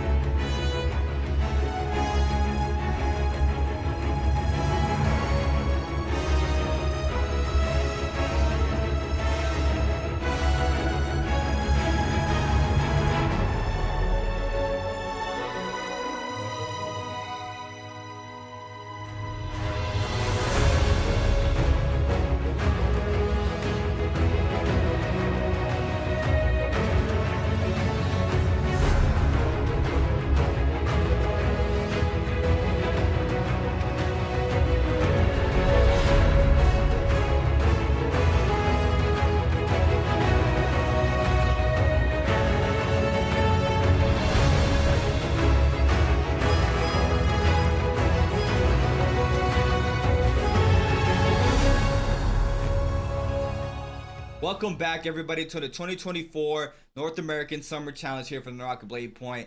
We just saw 2 games being played out. Tryhard with a crazy performance there for game number 2 with 9 eliminations on the board, ending in 3rd place. Still gonna have that chunky amount of multiplier there with those 9 kills on the board. Drastically now overtaking 1st place. Off of game number 1, him and Galbai were tied up there with 5 apiece as we see the scoreboard coming into play. And look, there it is. It's a 12 point. It's like a 12-point difference right now here. Oh, look who's in 2nd place now here, Raven. APF waking up. He was telling me too before the tournament that he really doesn't like fist blades, and this is pre-patch fist blades. It surprised me because APF is a filthy camper, and that weapon is definitely one of the best camping weapons. You saw him do some really excellent dodges, waiting for Rats to overcommit. And credit to Rats, able to have a couple surprise fadeaway focus attacks, able to bring it really close, get his ultimate back up, and bring it to a close game. Now Galbai has a bad 2nd game with 0 kills. His lobby is extremely competitive. It is really hard to get a kill. We saw Light fall a little bit early, but Adon consistency, my man, surprisingly hasn't played solos most of this season, but has been very active in trios, staying consistent. Remember, this is a marathon. Still a lot of Naraka to be played at 8.2. Era not having a good game 2, but that big game 1 still keeping him in the runnings for a top 3 placements. Rats having a big game 2. Numza consistency as well. Still 3-point games, not a bad game, not a pop-off game, but still you have to feel comfortable. Just a little bit of adjustments, and as Numza heats up, hopefully he can pick up and have a big game himself. 38 baby consistency as well, not able to have that same dominance with Inside Yang, with Tryhard, APF, Galbai, and technically Light all waiting. We haven't seen Light heat up for the day, just unfortunately getting overheating, over-aggressing on the outside, and getting picked off by these well-calculated third parties. Yeah, so, we've seen this time and time again right now. Off of game 2, as we just saw, Tryhard with 22.2 points on the board. This is where you're going to want to try to slow him down. As we've seen here with 22.2, he's already heated up off of game 2. Going into the halfway mark of the game, we see him just keeping that momentum going throughout all his games. So if something's going to change this time around, it has to happen in game number 3. It is a very hard task to do that against Tryhard. Opposed from the EU region, as we see, the games are super close. Last week we had literally a super close runner up there from Rex, compared to Zay as well. Zay being our winner for last week's solo summer challenge for the EU region. So right now, if anything like that is going to happen for North American region, it has to happen now, Raven, because a lot of the times, well, every single time, we've just seen Tryhard overtaken ever since he gets that momentum going from his following games. As we saw right now, it's going to be very hard to do that, but if anything has to happen, it has to happen right now. I'm hoping that Tryhard absolutely destroys, because he did promise Duncan if he gets to a 30-point lead, he will play Tarka for his last game.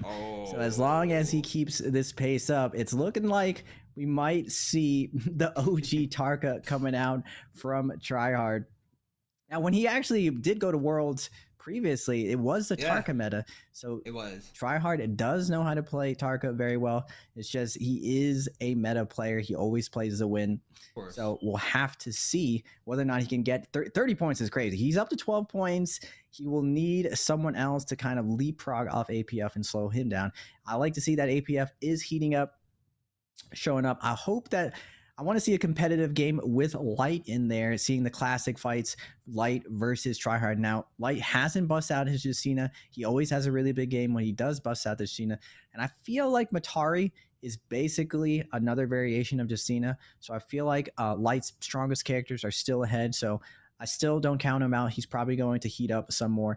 Galbai, even though he has a bad game right there, still really good neutral. Hopefully he can pick things up, as he still has a lot of good characters left into the tank. Now this is going to be our last Firefly day. Who is going to heat up? 2 warm-up games are in. Gloves should be off at this point. Everyone should be good to go. And we got Light on his hottie pick on game 3. spawning Celestia, Era as well. G-Man Chu in the mix. Rats starting to showing up as well. Might have a scrap up against Era here. It looks like there's going to be a bounty onto G-Man Chu here for Light. We got aggression happening in the outskirts though here for ADOT and Galba. Galba on the Matari. Already investing this Matari opening. And, you know, I love that you say this is a better Justina because she clearly is. You have the dodges here. You get the extra damage. You don't have to settle for the focus attack, and you have the TP to cast focus attack. I mean, this is literally an insane Justina here for the Matari update that she got a couple months ago. Now Valda out for Adon. V2 invested, doesn't get the damage or the wave hit there off the ultimate. No counter grapple here. Galbai's gonna manage to scatter on out, tries to retract back that grapple, gets counter grapple ×2 as well, does catch this one, gets the R&B damage. Jumping Limby does not connect for the extra damage, gets the R&B 1-2 as well, and ADOT taking out Galbai there, and that's a big kill there for ADOT off spawn. That's a big kill. You see a Valda pick out of nowhere. Now going back to Celestia, the usual suspects, Rats, Era, Tryhard, G-Man Chu all playing this heavy hot drop gameplay. Rat's gonna find out big parry on. What is this? Light? I believe. Yeah, it is Light. Oh, Light with the fadeaway parry, reducing him back, and the RB's coming to come out of nowhere. Now Rats, the hunter, becomes a hunted down to his last sliver of health. Gonna be trying to bust out the dagger, try to create some space. He is gonna get an armor reset, but Light's on his heels. F2's gonna be invested, trying to make some space to get out of here. He's gonna make it to the rooftop. Does he get the scale? He's gonna be trying to do a little backtrack out the window, weave, get stuck on the window. Not gonna be able to get away. He is gonna be tracked, forced to pop his ultimate. Tryhard hot on his heels, and he is gonna fall to the RMB. Now, a lot of people, when you have that Shio up, if you hold focus, he will not be staggered. The shield only activates off stagger, so Tryhard's able to pick up that kill. And G-Man Chu with the third party onto Tryhard. Tryhard's gonna use his ability to get out of there. Will G-Man Chu find this kill onto Tryhard? Wow, that was clean F there from Tryhard. Using that F from the ult to get onto high ground. As we see, Era tries to come on in, loses line of sight, does not even have the pressure or the call where Tryhard left. So Tryhard's gonna get a full reset off of this. G-Man Chu in the backhand, but Light quickly aggressing Era here, using F to cut on top of the temple of the middle of the map here in Celestia. Overholding, sends the R&B focus, does get the damage down to Light in the back end. We have APF showing up to the party now. Looks like we had explosive armor here for Era. Is gonna lose all that armor now. Still straight pressure off of this. Has the ult if he needs it. Invest in the F here to create some space, but now Light and Tryhard might be full aggressive after this. It looks like Light's still trying to move on in. He isn't gonna be able to pop one in. Light, the first one on the scene here against Era. Area R&B for the extra damage there off the 1-2. Since the 1.0 gets the damage as well, and Light with a quick elimination there onto Era. Nice tracking from Light. Era does a really good job of cutting the angles, creating a ton of space, but unfortunately for him, Light able to track him perfectly and find the chase down with the dual halberd. Now APF not interested in taking a raw 1v1 versus Hadi. Posts up, holds blue, and he just pieces out, looking for a nice third party that he can pick off. So I go by, and Numza duking it out. Tryhard on the Liam and Pole Sword. My man has been terrorizing ranked with this Liam Pole Sword Mojo. The adventures of Pole Sword Mojo going around, but go by versus Numza. Numza on his Akos pick, one of his best characters. Go by and be using the ult to ice off the pressure right here. Interesting that Go by is going to be backing off. I feel like the Matari versus Akos matchup very heavily favored, just like Liam for Matari, but Numza has been working on Matari. Wants to take this fight. Two dashes are going to be out. Go by's going to reset his ult, and Numza makes his way for the Firefly. So we're going to go round 2. Numza versus Go by. He's already back with that ultimate. Galbai does not have it. Galbai not sure if he got the call for that. Catches the pry off of this. F2 invested there from Numza. Goes to the uppercut. Jump LB. Follow up. Catches the 1-2-3. Sends it. Gets the damage as well. Galbai now trying to take his turn back. Does not manage to do so. Since LB focus. Gets caught off the leap. Jump LB. Time 2 to the V2 follow up. And that's enough damage. And Galbai is going to fall off game number 3. And that is not the start he needed for this game. He is going to fall. It's not going to put up more eliminations on the board. 38 baby against Rats. Rats with common armor in hand on the Xiaoyou. Gets eliminated early game as well in Celestia by Tryhard. So he needs to be real careful in this scrap off right here. Needs to try to see if he can stay up, and he's doing a really good job so far with a massive parry onto 38 baby. 38 baby with 67% on that ult charge right now. He's gonna go ahead and scatter on out. Our first Realm of Yang for game number 3 starting to spawn on in as well. What's gonna be the mix up? We see Rats now full aggressing onto 38 baby, not letting him reset. Nice patience on the scare rush, sends the focus attack as well. F2's on in, straight into the uppercut. 1 2 3 connects there for Rats, and he needed that. He picks up the elimination on the board, but Numza now is coming in hot as well. Might get aggressive onto Rats there as well. A tough break for Go By. I called it out. Numza 100% on that rotation, looking for the Fireflies, and then go back to back ults onto Go By. I think that it looked like it caught Go By off guard, not expecting the second combo break Echo. So APF posting up with Light and Era. Matari inside Yang is kind of a... It's a tough fight because you don't have that disengage angle where you have to commit and possibly finish off your opponent. And Hadi and Liam, Hadi especially, pre-nerfed Hadi does a really good job of icing off the pressure. The dodge that you're able to do in Hadi ult gives you so much iframes. It's so fast. Ooh, nice weave. Full dodge off that R&B. Super risky to go for that. Able to dodge all of that damage. Is Tommy going to come out of the ticket realm to try to secure this kill? G-Man2 weaving through is going to sneak by and get into the realm of Yang. Full health, full, gets that reset. And we got the classic creatives. We got Light versus Triad. You love to see it. Yeah, this is a big scrap off here, and Light needs to see he can try to pick up the elimination here to get his momentum going, but Tryhard with 1 on the board already. It's not going to be an easy task here for Light. Now Tryhard going up for the raw uppercut, but it looks like the scare rush is going to connect there for Light. Clint comes in there for both players, trying to see if he can read a follow-up there from the Stormform. Tryhard getting clipped off the raw uppercut once again. Tries to go for the scare rush. Going to go ahead and wait this out. Damage is not connected for Tryhard yet. Catches LMB Proud. F invested there for Light. Goes for the raw uppercut. Gets the focus attack as well. That's big damage now. Light has to pop this ultimate. Does not do so. He gets caught up once again. Now the area LMB's times 2. And Light holding the ult right there. Gets punished for it. And Tryhard staying up once again with ult online, was waiting on the queue, and you know Light is gonna hit his head on that one later on today. But Cyclops now this time around against Adod once again, and Adod on the Valda, and I feel like the Valda is kind of a sleeper. She definitely has some mix-up, especially with her F2. Not sure what F Adod is running right now. Casts the Prod, jump LMB, 1-2. F invested there for the Matari. Running F3 there. Catches him in the bubbles with the fist blades. And we see Adod winning his run with Yang as well. So, you know, Adod coming. What, Raven? Go ahead. Doodoo monster with the doodoo picks on the Valda. Able to make the doodoo work. You love to see it. You know, even though it's off meta, my man's making it work. Commendable. You got Light with the big carry onto 38 baby, forcing out the double. Tadio, Light on his heels, needs to find this kill. Can he get the DMAC onto 38 baby?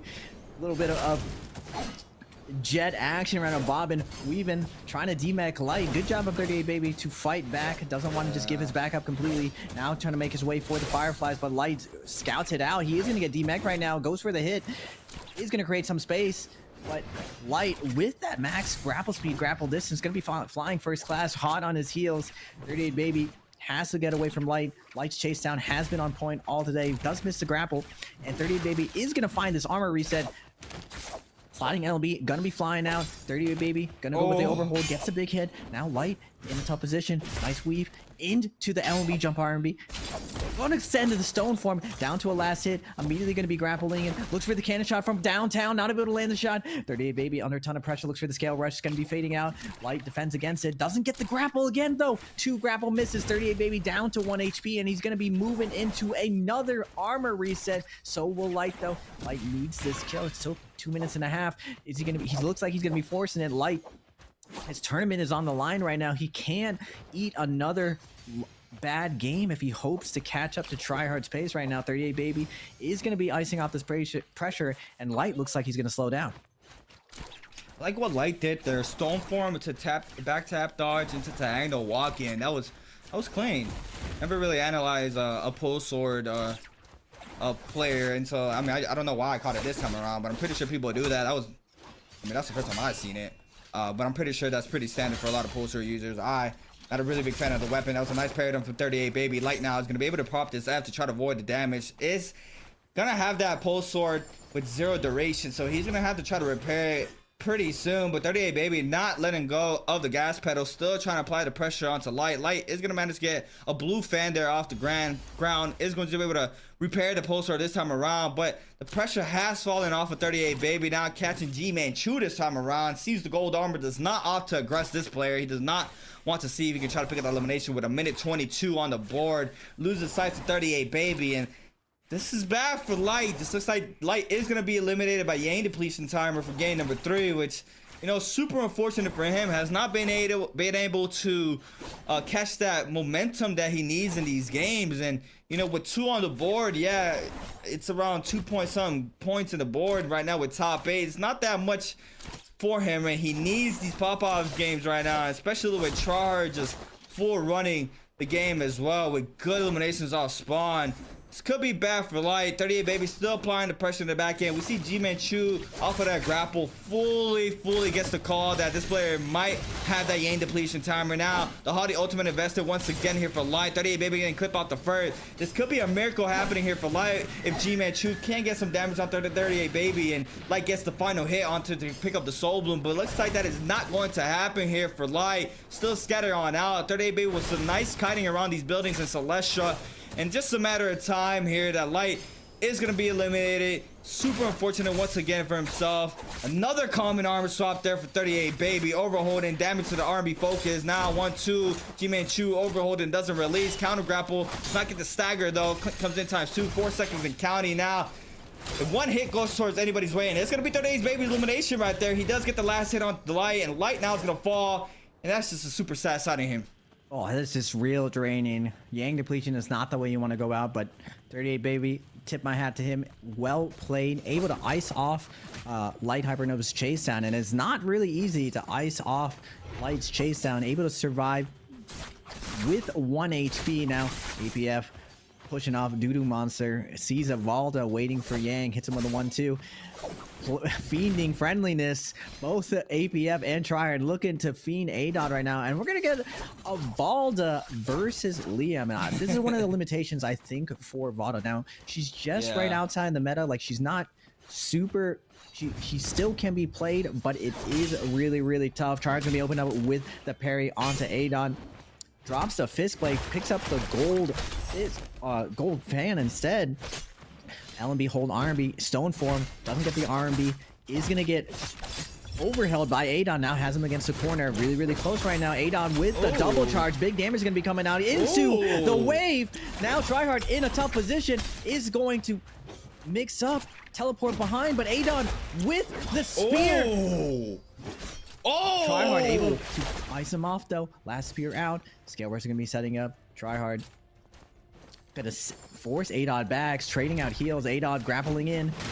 Does have advanced heal. Is going to get back onto Tryhard. 1, 2, 3 gonna be sent out.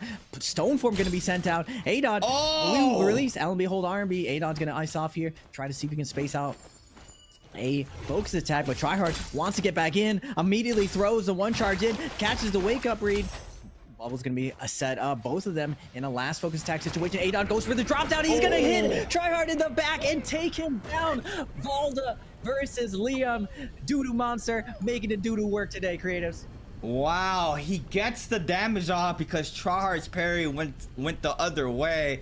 Tryhard's gonna fall off that. He sends 3 focus attacks off there from the pole sword, gets the damage, makes the health pretty close there. And you know, looking at the Valda right now, this could be a little bit of a hot take. I don't think it is, just because of like how Matari can get you that prio.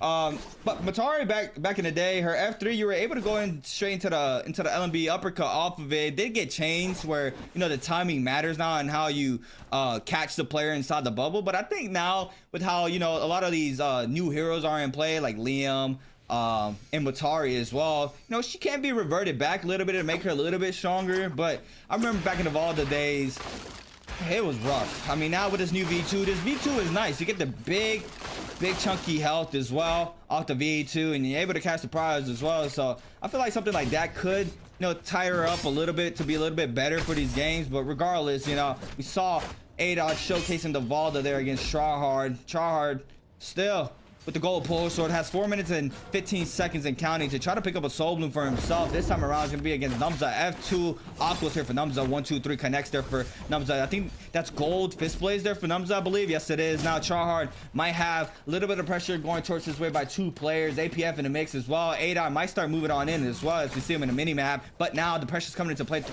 against Tryhard. Has it online. He needs it. Trying to look for an armor swap if there's any here in Celestial. A lot of them got taken by 38 Baby and Light earlier in the games. They're all common armors, but it was something right now as we see Tryhard getting dropped down by the R&B focus there from APF. Purple dual blades in hand here, weaves it. Now he's gonna be able to get a little bit more pressure off of this. Catches the F, the V2 connects, but no, it doesn't even matter. Tryhard's gonna fall off of this game. Now APF with the elimination, 3 on the board. He's heated up here for game number 3. Our last game here in Morris Isle. Numza and Adot are going to stop the pressure. Looks like Adot is going to get all the resources there from Tryhard's body. He's going to get that gold pole sword and whatever jades as well Tryhard had in his arsenal. But now Tuna for APF. Go ahead and tap that off. He's going to have that regeneration of health over time there off the Tuna. So Adot now might start looking to start moving on in as we see him in the mini map, trying to kite out APF that he's trying to scatter currently on the outskirts of Celestia. We see him just playing the top side right now. He's gonna wait this out on the wall. Once again, got purple cannon, gold nunchucks here for Adod. On the wall once again, has Dragon's War as well there for the gold nunchucks, and this can be very, very good for him, and he can catch a third-party situation, catching that Dragon's War as we see him already on showing his hand right now with that jade. 38 Baby now, not sure if he has Yang depletion timers. He could probably just claim the top side of this area as well. He is going to be playing around this. Could have Yang depletion, not sure. I don't remember who went inside the run with Yang, but we're gonna have to wait and see for that. 38 Baby with gold halberds. I see it there on the weapon indicator there next to his name. He looks like he is going to try to apply the pressure onto Adod. Adod there with the cannon. Make sure he does not get caught up. We got scrap ops unfolding as well. We see Cyclops against Numza in the battlefield as well. Trying to probably just applying a little bit of pressure there, just pokage. APF turns back to where he was earlier on, where the scrap off against Tryhard unfolds. He does cut back to that side of the map. We see Cyclops starting to move on in. Could try to get aggressive against 38 Baby as we see it now. And this is a Matara v Hottie. In this situation here, in Yang, I feel like it goes towards Matara's Ray, right? But here in the open field, it's pretty much like a toss-up, I think. What would you say, Raven, against the Mataris and Hotties? In the open field, Matari definitely has the edge. Just because she can pick and choose. Once you get low, it's almost impossible to survive versus a very good Matari. Now, technically, Hottie has the best tools to possibly survive against Matari. As long as you keep up that pressure, as long as you get those teleports on. We're seeing Adod doing a good job avoiding this ultimate, seeing the rush down coming out from this Matari, but Valda, not an ideal target. She does have that second life when she pops that V2, like you were saying, the big health coming out.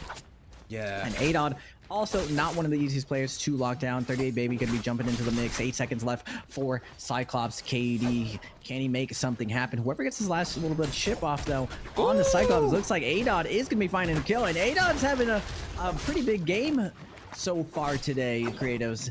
Probably somewhere in the mid, and with Tryhard falling right now, this opens up for the likes of APF go by, and now Adod to catch up, close the distance, and possibly contest first. Yeah, this is a good game. Oh, Bait Clip is there off the 38 Baby. Not sure if Adod got hit off of that. Back to back as well. 38 Baby drops very low. Needs to be real careful off of this. I don't think anybody saw it. They did hear it, though. Definitely heard it. Now, 38 Baby trying to get a full reset in. APF starting to move on in.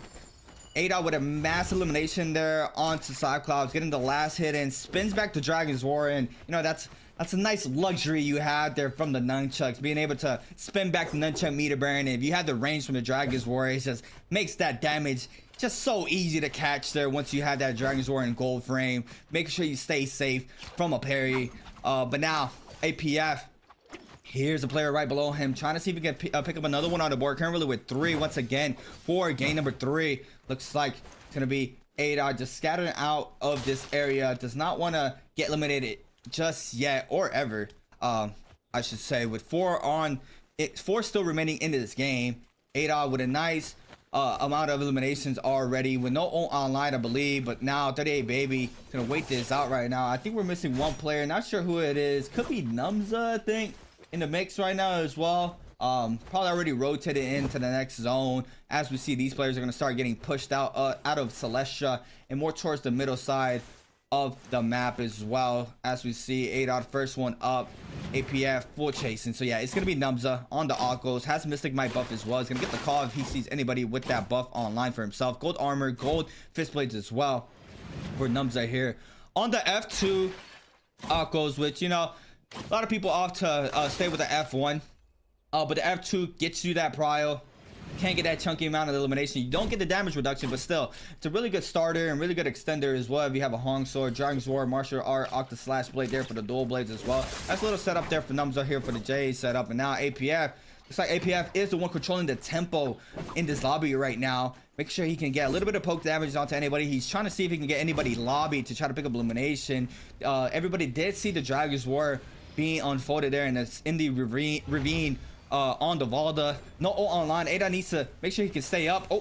Oh, he does manage to slide across from that Moobang. Nearly getting clipped off of that, but APF staying safe for now. Now, APF has, I believe, his full eyes onto the Valda. He wants to try to get this Valda out of this game. He does not want this Valda to be going into the end circle. We still have a Valda, a Hadi, a Akos, and a Matari for APF. So all four different players have different heroes, so it's not going to be anybody with the same hero going into the last and final moments of game number 3. ADOT though, once again, gold nunchucks in his hand, gold armor as well. So 2 golds, 2 perps on the field right now. 38 Baby and APF with purple. ADOT and Numza with the gold armor. Now, both shots flying on in and catches the Dragon's War. F invested there for 38 Baby. This could be bad for him. Now, APF, once again, first one on the scene. He's trying to catch those third parties. He's trying to pick up those eliminations if he can as quickly and easy as possible. But now, Numza applying the pressure onto ADOT. This is big damage right here, Raven. Look at all the damage happening here in the corner. It's going to be bad. Yeah, Numza with those gold fists and the Tiger Roar. 38 Baby is going to get aggressed on by APF. Has him against the ropes. Doesn't pop the ultimate right now. 38 Baby has to be careful. The rest of the lobby does spot him. Everyone will activate and start chasing him down. It looks like Numza also forced out ADOT's V2.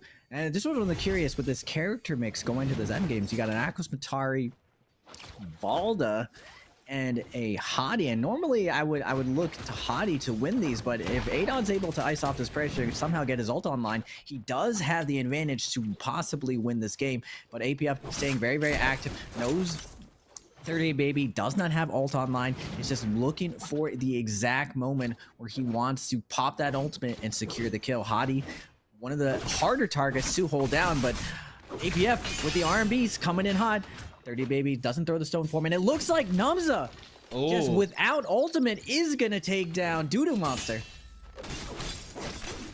Some nice space in there from APF. Gets a parry off to 38 Baby as well. So now the damage going towards APF's way. 38 Baby now is going to get full aggressed on by Numza and APF. Quick little reset here for APF. Topping off without armor. 38 Baby in a really bad spot right now. Bird damage ticking from the back end there from the cannon. Since the RB focus been parried there. Now the damage is going to go towards Numza's way, and the elimination comes to the play. Dragon's War now for Numza. He did have it earlier, I believe. Spins it back. Doesn't get the damage. Now he's going to snag up the gold halberd. Can't go for the swap RB. Crouch and beast on the Hong Sword times halberds. Since the second one gets parried off of this, it's not getting damage off of that. That's big damage off the gold fist blades. Now APF jumping very low. F2 does not catch the nice avoidance there from APF. Since the LMB focus, now ultimate investor here for Numza. Tries to leap it now. Winning is out. Big parry there from Numza, and the damage is gonna come into play. And Numza with elimination. That's 7 on the board for Numza. He came out of nowhere with 7. Gets the dub as well. That's a big game there for Numza. Now, massive, massive game, and it's on the back of Akos. That's what I was saying. One of Numza's best characters for his character pool is actually Akos. I've seen him time and time again. When he gets that Akos picks, he has really, really big games right there. Able to secure the kill on the Adon, and then back-to-back parries onto APF. I'm not gonna lie, I was super surprised. We got full cooldowns in the tank, and we're just releasing blues. And like I was saying before, creators, I feel like this is a blue meta. Everyone's like these blue birds just flying through these blue skies. This blue non-stop focus attacks. And surprisingly enough, we saw Adon give Tryhard's first loss inside Yang. And on the outside, Numza also on the Akos giving Tryhard a run for his money on the Liam. So Tryhard still bleeds like the rest of these players, But first, that was game 3. We're at that halfway point. We're going to be taking a short break, ladies and gentlemen. Don't go anywhere.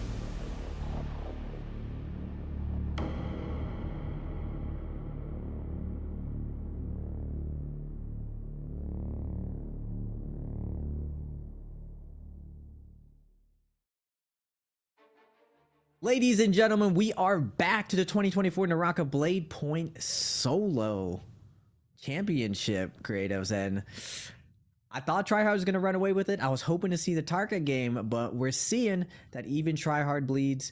APF find the kill onto his teammate and having a solid game himself. Numza having a massive game, though, on his ACOS, and we're going to see the leaderboard with that one massive game, 12.8 points. He's going to skyrocket into second place.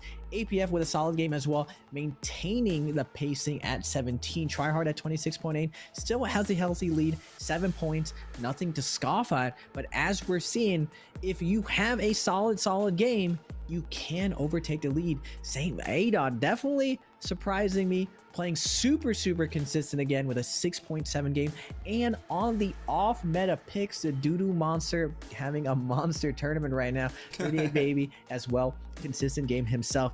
Unfortunately, to go by, starts out with a massive game. I know he loves Liam, had a really big first Liam game, not able to get his other characters going with double goose eggs. Rats as well, not having a good game 3. Same with Era, back-to-back bad games, but still having 2 bad games still does not matter as long as you're able to stay consistent. Still a lot of Naraka to be played. We're only at that halfway point. 3 more games and we're going to get that shift up that I always love creatives, going from that high fast-paced Firefly gameplay where everyone plays their dueling Yang characters because they can stay safe on the outside. Now they have to be a little bit more calculated on Holoroth, a lot more open ground. There are still rage cages where you can get your ultimate back, but no fireflies. So if you do get caught out, it gives a lot more opportunity for other players who are more slow and methodical to bring their games back and possibly turn their tournament around. Yeah, so swapping on over to the Holoroth, like Raven just stated. Halfway mark. Going into that game number 3, obviously Charhard had the upper lead with a massive amount of points. As we saw now, everybody was around. You know, they needed that pop-off game to try to catch up to him, as we just saw. Numza now into this game 3, had that good game for himself. Now top 3 with APF in the mix as well are super close, around 6 to 7 points of a difference there comparing to the first place that Charhard is right now. Now in the 4th place spot where ADOT is, he's going to go back to how it was for game number 2 for a lot of players where they needed that pop-off game. It's still like a 12-point difference from that 4th place spot. So, I mean, like Raven just stated, you have that pop-out game. You can really shoot up there with the on the leaderboard, as we saw. So, you know, this time around, everything's a little bit more closer. Charhard did have a little bit of a slower game for game number 3. He didn't get as many as eliminated as he wanted, as we saw. But, I mean, now shifting on over to the Holoroth game, a lot of the momentum is going to change once again. A lot of these players are going to have to try to slow it down, as Raven just mentioned. So now, what's going to be the mix-up? Are people going to be able to adjust to that in that top 5 right now? Are they going to be able to continue that momentum they have with that little bit more slower pace play style that we're going to see a little bit here in Holoroth? But, you know, what heroes do you expect seeing come out here for Holoroth now that we're going to shift on over with this patch online right now? And now, we're not really seeing it because we don't see the actual phases, but there are actually 3 phases. So 3 groups of 4 players where you do have to pick characters and characters can get banned out. Now it's the old system. Now, and on old meta on Holoroth, Hadi has been king just because for those end games, a lot of wide open grounds, because he can fly, there's a lot of situations where he can actually get away. Now, the one character that can really put a ton of pressure on, as long as you sequence her cooldowns correctly, is Matari. So unlike before, Hadi used to reign king, but now with the new pre-nerf Matari, I could see a lot of players busting out these two characters to try to have a really big game. But we've seen from even the likes of Adon making the off-meta picks still work.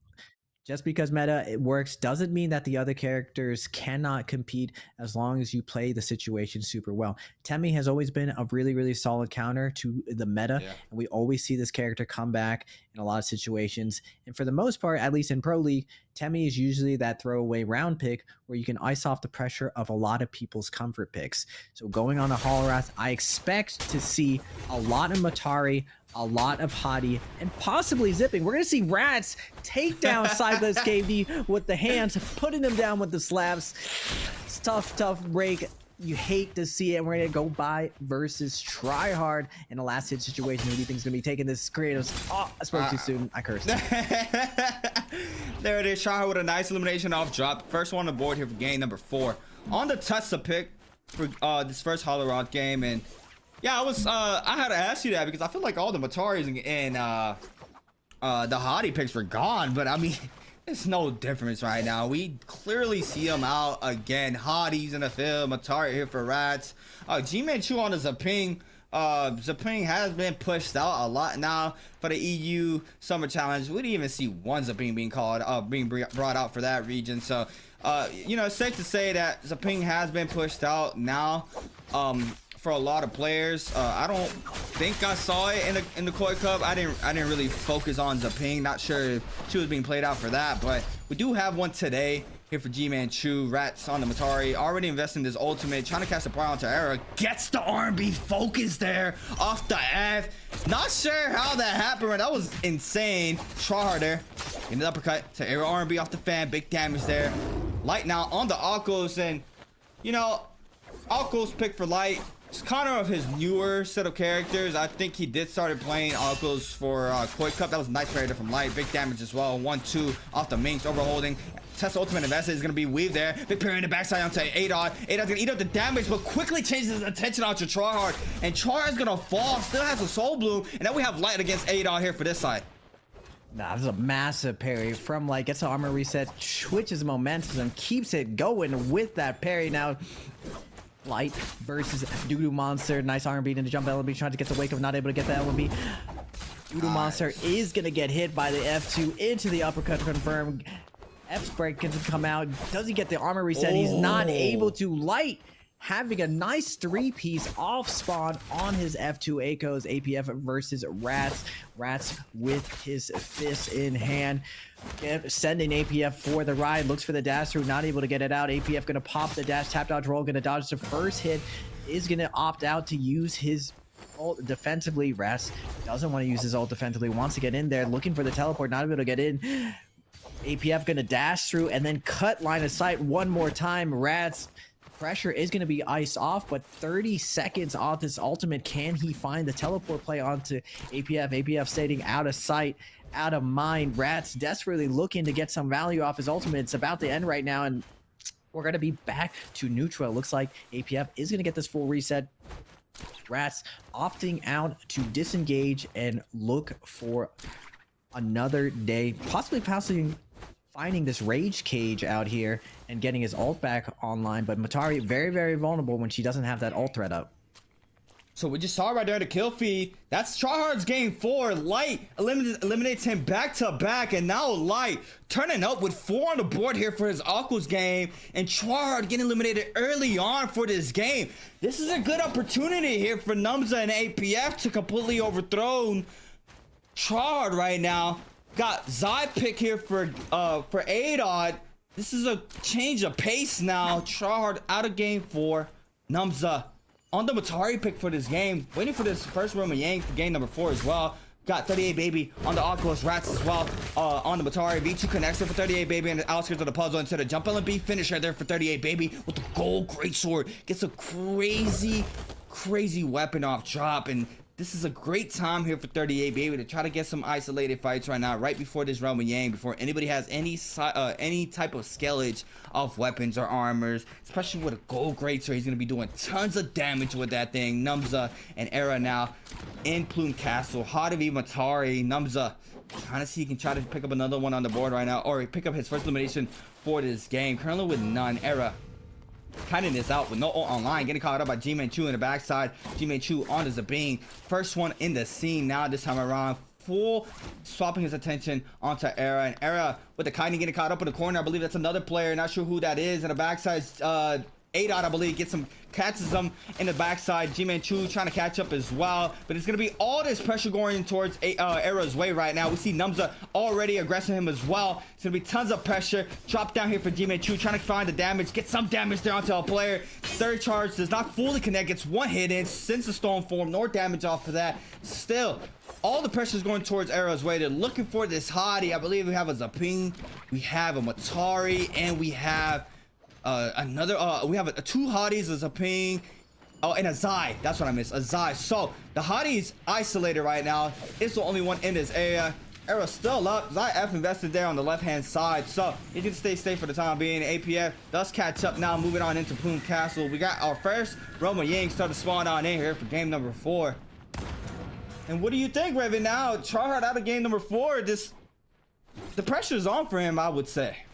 Even Tryhard can bleed, especially when he's not on the S tier picks. Tessa, one of the stronger third-party characters, and we're seeing G-Manchu. You were talking about zipping, and I feel like with the Jade changes, just like Valda, just like Shayol, zipping is one of those characters a little bit slept on. The amount of defense that the Jades provide allows his durability to come out, but 38, ooh, baby, big damage, switching to the old reliable staff into pole sword, weapon swap. Tarmy with a double Yushan pick for the day, trying to find a slam onto 38 baby, but 38 baby is going to be backing off. Tarmy coming in hot, a little bit short with the jumping LMB, not able to find the skewer onto 38 body.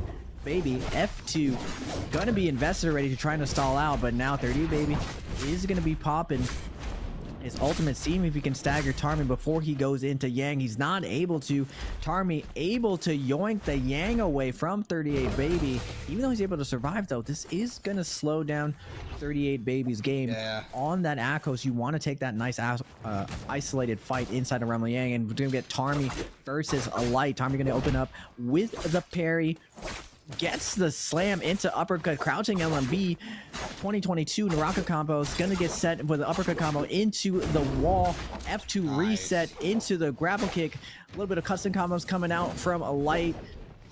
Muscle memory, grapple kick. No grapple kick combo for the spear, but Tarmy on the Yushan. Gonna be trying to get some value on it. Waiting on the top pillar for the scale rush from a light. Almost lands the first slam. That would have been hype if he would have landed that. Well, he can just, oh, nearly clipped him there too. He can just spam his grapples up here so that Yushan ult is gone, and it's gonna be a matter of time. Numbers up picks elimination to kill for against Raz. Light now has the opening that he needs. Yushan ult is down here. Since the LMB focus gets the damage, jump LMB as well, holding the F2, gets hit off the F2 from the Yushan, knocks him out of that F2 gold frame. Now one shot, trying to stay alive. The grapple musket shot does not connect. Goes for the aerial LMB though, off the Aqua's ultimate. That's a nice elimination there from Light.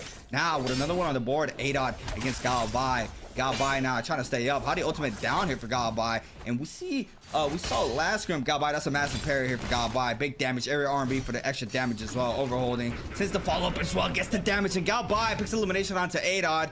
But I was trying to say, Galbai, we saw him last scrim. He was going in for those fan infinites in a row with Yang, and he was very consistent with those. He picked up, I believe, around 5 to 6 eliminations in a row with Yang just off of fan infinite alone. But now with the change, it's no fan infinite anymore. So, you know, a little bit more a different play style that has to be happening in a row with Yang for Galbai. But we would see him swapping on over from, you know, catching power from R&B longsword or LMB hongsword katana and straight into the swap there from the fan. But we saw him here now with the pole sword for this row with Yang, having to adjust from that change now with no fan infinite in the game. Ratso with the purple fan in hand era.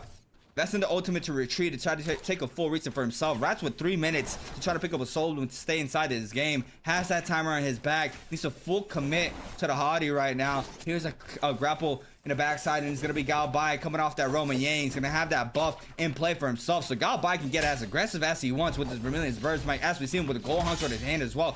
Ooh, that's a nice shit parry there from Galbai. What's the mix-up off of this? She's going to the 1.0. Big damage in the corner. Tries to go for the jump LMB. F invested here for Rats. Trying to scatter on out. 2 minutes and 40 for Rats, but Galbai with full pressure onto Rats. F on cooldown with no ult. This is looking bad here for Rats here, Raven. Yeah, go by with the uppercut combo, just way more damage than even a parry combo. That follow up into the actual range shot. Rats is gonna fall. Buttery Rocks not providing the cover that he hopes.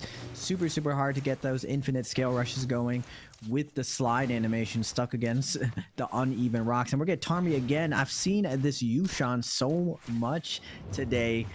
He's gonna get chased down from Light again. 5 kill to Light's names. Able to get nice 2-thick combo going on. Gonna get the nice grapple kick into the focus tab, cleaning up Tarmy. And now finally Light is having that pop-off game, just like Namza on the Akos, actually, out of all characters. Now Akos definitely struggles versus Liam, but if there are no Liam in the lobbies, then Akos could really shine. This is really why the character ban system and knowing your picks and what players will be playing, super, super important if you hope to get maximum value off your character picks. Now we saw ADOT on the Zai get eliminated by Go By earlier, but big damage coming up from Go By. Adon was winning majority of that fight, but now Numza with the Matari putting a ton of pressure onto Light, and he's gonna find the kill with the pole sword. Up to 2 kills, and we still got 7 people alive though, creatives. More stacked endgame. This is a more stacked endgame here for game number 1 in Holleroth. Perfect third-party timing there for Numza, picking an elimination there. That's his second one on the board, and he needs these to try to close out the distance there from Charhard. As we're seeing here, APF now with none currently right now on the Justina. Still very close as well to try to overthrow Charhard as well. Still, lots of players still on the field. Still big opportunities for these players to try to pick up these eliminations on the board. So now Era manages to stay alive in a lot of situations. Does invest his ultimate, I believe, twice to stay up from the third parties in the aggression he had here in Plume Castle. Now getting aggressed on by Numza. A little bit of repeating crossbar shots there from Numza onto Era. He's gonna go ahead and top off that armor. Second Realm of Yang starting formed on up already. Gates now ready to try to pick up the pass. Numza, gold Hong Sword in hand on the Matari. I believe this is his second pick on the Matari here for Numza. As we see him now starting to scatter out on the outskirts of Plume Castle to try to take this Realm of Yang as well. Light in the backside, I believe, is already posted up for the Realm of Yang as well with the purple dual blades in hand. So we have to wait and see how he does in this Realm of Yang. Has the pass already. Required pass. How do you feel about the pass? Do you like the pass change compared to how it was before? Yeah, I think from a spectator standpoint, yeah, it makes it more intriguing because a lot of the times you weren't really incentivized to fight your opponent. Yeah. This forces you to kind of not kumbaya, sit by the fireplace, talk about prior fights, be like, oh yeah, you ready for this duel? Instead, it's very, very competitive because you can deny a lot of your close competition from getting their game going by just sitting out there and gatekeeping the Yang. We saw a ton of players in CN do this, and we're seeing the rest of the regions realize that you can't just let people go in for free going into this Yang. Yeah. Now, this is going to be a really, really critical fight to see whether or not Light can keep this snowball going. Go by versus Light, one of the classics of NNA. It's a classic right now. Both players with scaled weapons. Gold longsword in hand for Light. Gold Hongsword for Gao Bai. Jump LMB, get some damage in. Goes for the parries, gonna get forced to pop. It's gonna be forced to pop this F and the ultimate as well. Not wasting any time, and now Light can kite this out as much as possible, and we see him doing a really good job so far. Gets clipped off the third one there, overholding the F2. It's not catching. Oh, big musket shots back to back as well. Gabai drops very low off of that, loses all that armor. The ult goes down as well. Now trying to take a quick little reset in for himself. Probably back to full health as well off of this. He is going to manage to pop 2. The ult is off now. Light now has the opening that he needs. Both players holding scale rushes. Goes up high. Gets clipped off of it. Doesn't get the full follow-up though. Overholding. Trying to play the top side of this. Needs to be real careful since the F2 gets the damage. And to drop the R&B. That's big damage there from Light. R&B jump LMB times 2. Click comes in off the Light out by. Trying to scare rush on out once again. No ult yet here for Light. Just waiting out. There it is. Catches the leap. F invested for Gao Bai. Now what's going to be the mix up? Misses the V2. Doesn't get the first one. Still has one more left. We have a timeout on the other Realm of Yang. It looks like Light's going to come out victorious. 8 out of 38, baby. And Gao Bai all with Yang depletion timers on the back. 5 minutes and a half now with the chains. The players have the time. So we're going to get a lot of aggression from 3 players coming out this Realm of Yang. Trying to stay inside game number 4. Got a timeout with the Yang depletion timer change? That's crazy.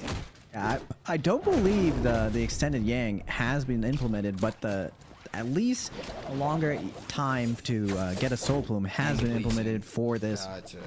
We got Doodle Monster versus a Go By. Nice play from Light, able to secure the kill versus Go By in his comfort zone, able to delay the cooldowns, but now Go By with the pressure on. No more playing slow. We saw him busting out the cooldowns earlier, and he just walks through ADOD. Slide R&B, jump LMB, keeping up the pressure. Adon not able to get away. And the gold Hong Sword is going to slice and dice Adon, giving Go By another lease on life. Up to 3 kills right now. Can anyone slow Light Hypernova this game 4 on Holleroth 38, baby? On the ACOS as well. Does have the weapon swap combo set up, and it looks like Go By doesn't want to slow down, doesn't care that he got his Soul Bloom completed, wants to take this fight, but the pole sword damage coming out from that stone form. Now Go By thinking twice, is gonna make it a run to try to get this reset versus 38 Baby. He's going to get one heal, but 38 Baby hot on his heels right now. Tough break though, a lot of buildings to work with, and it looks like Go By is going to get this full reset. You're gonna get that full reset now. Back into the mix. 38 Baby still has that Yang depletion timer in his back. Light now in the mix as well. Does catch Scout by. And LMB probably off of this times too. With the damage mix up. Gets the LMB focus off. Gets a little bit of damage there onto Light. Catching him jumping. So could have gone 1-for-1 F invested there. Gets the falling hit there off the spear. And that's big damage. F2's on in as well. Got by now. Forced to pop his ultimate to try to stay safe off of this. He is going to try to scatter on out. But 38 Baby as well. Full tracking Gal by. Gal by investing everything right now, trying to get away from both of these players. No ozone pop. Doesn't manage to clip Gal by there, I believe. Oh yeah, he does. He does manage to get out of that ult. Now, the falling hit there from the pulsar connects from Gal by. Tries to weave the R&B, but gets shoved into the R&B focus there from the pulsar, as we saw. Now, Light with full tracking sees Gal by in the zone. Oh, that's some good tracking there from Light. Instantly sees him here. Tries to go for the side uppercut. Doesn't manage to do so. Now, still applying the pressure. Quickly readjusts there to Gal by again. Light sends the follow up. Gets the damage. Oh my god, towards the wall. Gets the damage off of that. The range on that is crazy. Have you ever seen that? No, I've never seen Erudition go through the wall. Now, the purple side cannot be parried. They definitely got a huge buff. I didn't realize we got a buff that we're going through walls right now. Go By's doing a good job of using the zone to cut across and find his way safely back in. But the Tiger buff keeping a Light nice and comfortable. Going to be in his element right now, keeping up the pressure on to Go By. Instant Light attack going to keep up the pressure. Now 38 Baby coming with the LMB, trying to steal this kill right now. Gold F is going to be coming out from Go By, trying to create some space, but Light chooses to slow down, give up the kill, wants to secure the first place right now. And 38 Baby is going to take down Go By. Light backing off, knows how important it is to get the first place. The 3 points from getting first place plus a 1.4 multiplier, nothing to scoff out. And now he has 38 Baby, another ACOS going to this end game. So it's very likely that Light can navigate this end game, secure this win. I don't know what the other characters are left on. I believe Namza is on the Matari, and I'm not sure what the fourth player is. Going into this endgame, though, Akos, not one of the best characters to win a heal-off situation. So as long as Light referees this lobby, tries to get some of the other players focused while using a 38 Baby, I feel like the two Akoses can come out on top, and Light can have a massive, massive game, shooting himself back into contention for first place. Yes, this is really good here for Light. Now turning up for game number 4. Has the opportunity now to try to overtake this, and as I mentioned a little earlier, last solo stream, he had the crazy run for game 6.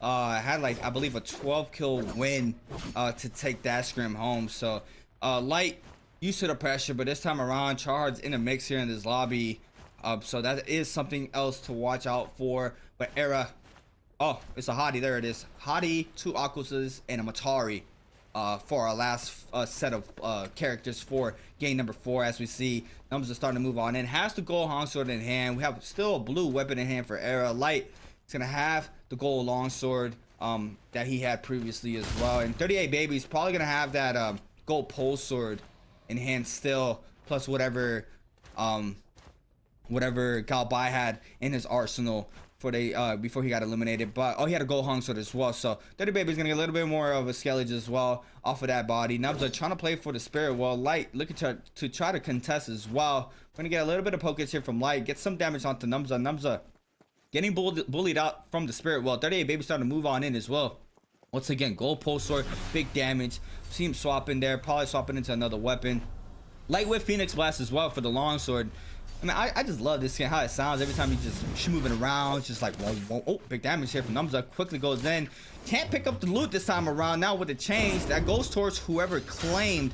That's a big parry there from Numza. Pistol shots happening here in the backside. He fades it away, gets the parry as well. Now, Akko's ultimate investor here for Light, and this could be bad for Light. He gets caught up. He has already some pressure happening in the back end there from 38 Baby. Needs to be real careful now to get focused. Is gonna off the pressure to try to get a quick reset. Currently with 7 eliminations on the board, but 38 Baby gets the call that the Akko's has an ult out, but the pressure stops for the time being. Numza Still getting aggressive, I believe, in the top side. Arrow's trying to starting to try to move on in for himself.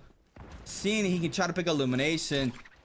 Numza, though, looks like he is going to be picked off out of the bunch right now. Numza does manage to scatter on out. 38 baby.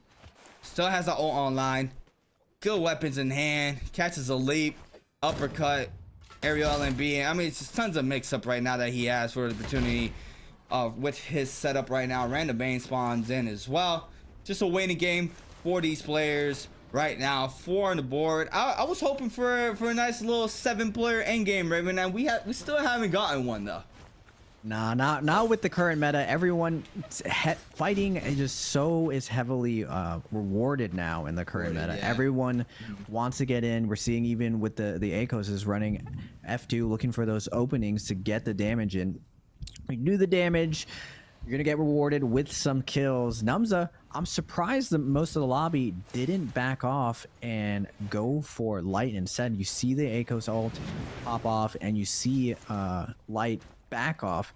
And if I'm Era, if I'm Numza, the only way you possibly can win this round is you gotta take down one of the stronger gold armors. And if they're overheating and overextending to a certain degree, that's the perfect opportunity. Numza comes out with a massive parry and even perfectly ices off the pressure of Light. Light no slouch when it comes to these end games and knowing how important it is to put pressure onto another person so you don't get focused yourself. Now, luckily for him, 38 baby chooses to let the other ACOS live in that situation, hoping that both of the ACOSs can find a way to ladder up. At this point, kills do not matter as much of placement, so it's not going to be surprising to me if these 4 players decide to take this all the way to a heal-off situation, especially 38 baby revealing over there that he does have burn damage ready for this end game with that gold pole sword and grapple LMBs. He's going to get some nice poke damage. Now this is a tough break for Era right now. Usually in this situation, everyone knows that Hottie has a huge advantage for these end games, so a lot of the times Hotties get poked out with safe range pressure, with safe scale rush. So Era's doing a good job of icing off this pressure right now, passing by Numza, but it looks like 38 baby wants to stay active right now, see if he can find some safe poke damage. Good job from Numza using the pole sword, threatening mutual destruction. You come in here, I got something ready for you. And 38 baby comes in with a drop down arm. He's not going to be able to land the hit onto Numza. Sly Dog moving away from it.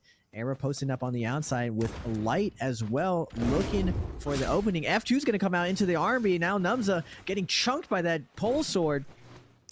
Will we go to heal off, or will someone get picked off before we get to that point? Oh, nice scare rush there from Numza. R&B focus as well. Big damage onto 38 baby. Not sure if the pressure is going to go towards 38 baby, but we've got cannon shots flying on in from Light. We've seen this from Light. He loves playing this cannon here in solos. Seen this time and time again. He has been playing that cannon a lot in the previous scrims. As we see it once again, Era trying to lay down some range shot pistols, range shot pressure as well with the common pistol.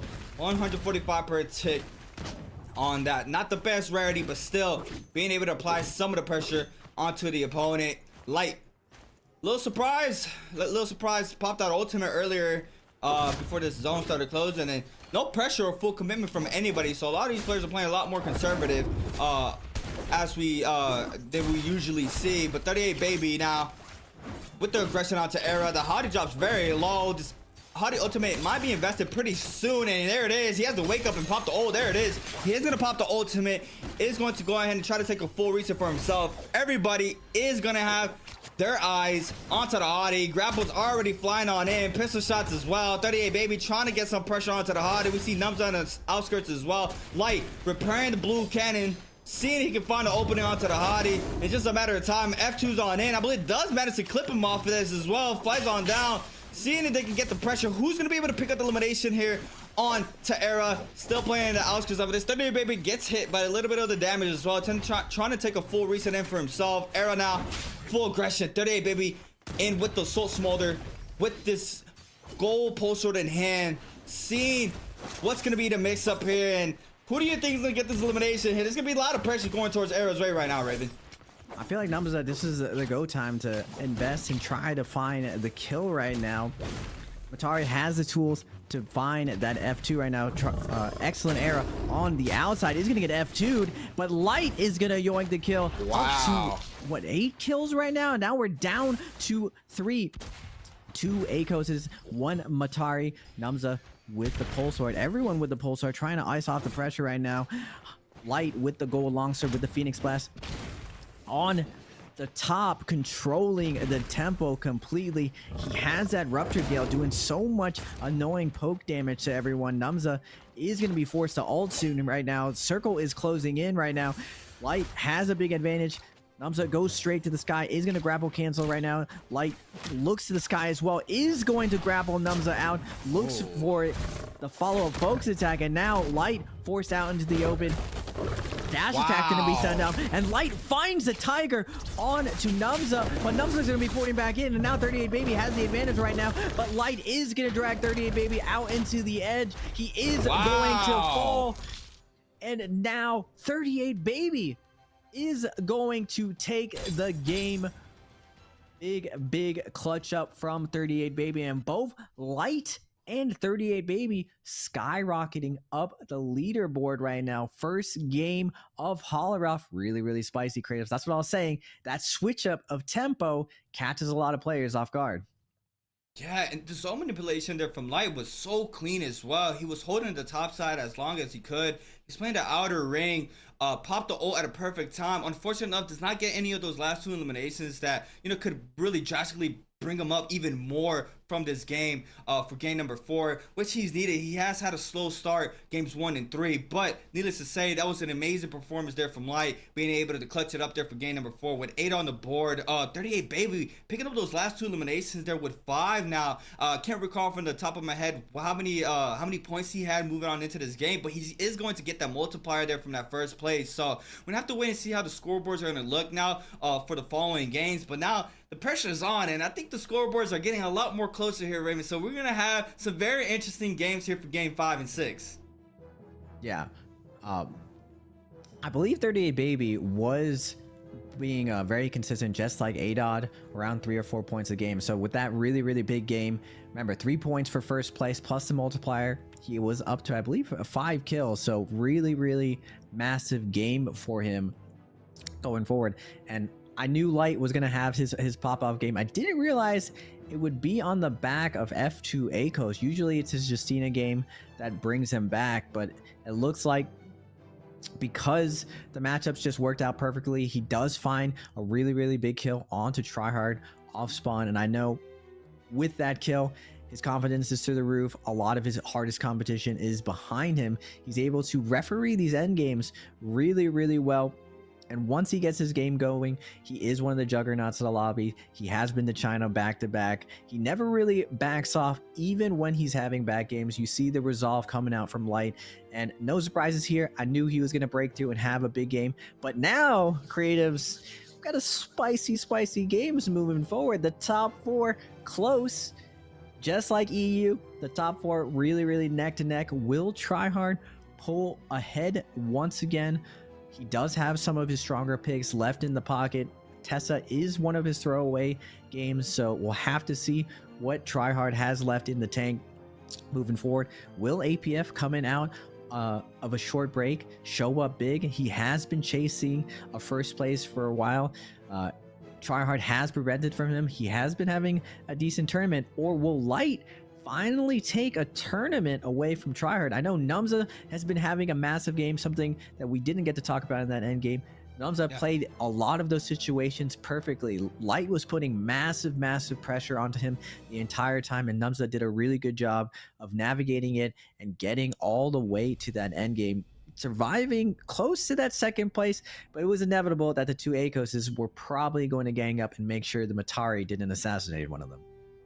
Yeah, and I saw there from the Matari TP, Light playing the zone extremely well. Numza getting clipped off I believe the first V2 that Light threw at him, but still being able to quickly get back in the zone. Light was already posted up in the zone. He quickly TPs behind him back to safety. gets some damage in, unfortunately falls to 38 baby, and then Light getting taken out as well. But I mean, still, you can see how well Matar is, even in those close call situations and end game circle that really see outside of the mainland. And with the changes, all we really had was just Koi Cup. And we'll love to see how this character is going to keep on evolving as well, moving on into the Pro League later on this month or whenever it starts, hopefully soon, because I mean, it feels like we've been at a long downtime for the Pro League. But what else we have a downtime is this quick break. Once we come back, we do have game number 5 loaded up here for the North American region here for the Summer Challenge. We'll be back after a quick break.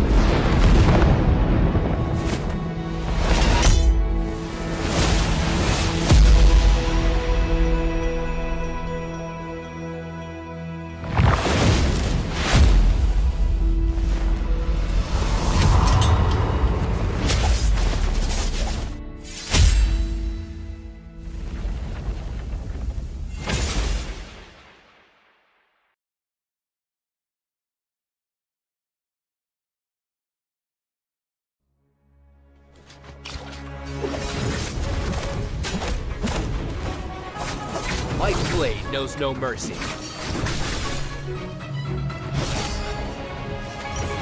You or many, you will die all the same.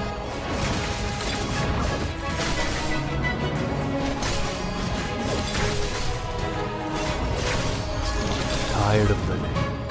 Leave it to me.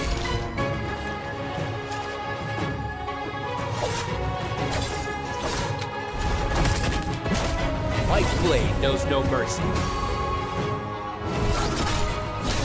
You shouldn't have come here.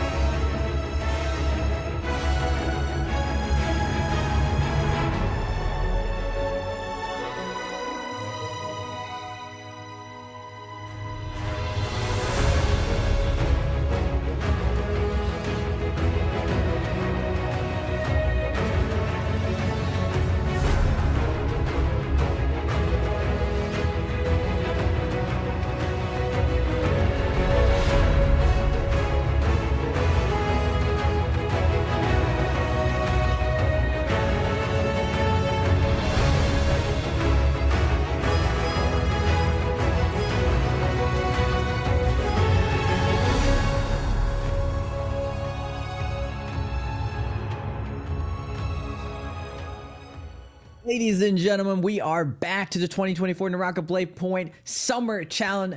I am Raven PLZ. I am joined by the great creatives, Game 5 Championship Round creatives. A lot of exciting stuff going down. The standings a lot closer than most people expected. Most people saw Tryhard really blowing out the lobby, but a lot of names climbing up. Last second, 38 Baby joining in the tournament up to third place. Numza with the consistency plus his pop-off game at 24.3. Super close to possibly having his first tournament, and with Light having a massive game at 13.2, skyrocketing up, tying it up basically with APF. Ooh, I don't know. Closing out these last two games, who do you have in the top three when we go the distance, creatives? Ooh, obviously Charhard's been in a lot of situations where he's had a lot of pressure onto him, so he's not used to the pressure right now. 2 games still remain. He has had 2 not so great games. So right now I don't see why he wouldn't bounce back right now. He's overall like always had that composure for a lot of the games. Very composed player. So obviously I still see Charhard on the top. Light though, off of game number 4, has covered a lot of ground now, jumping up to 4th place. He has the momentum that he needs, and he still has his Justina picks where he feels the most comfortable. So I still see Light as well being in that top 3 spot.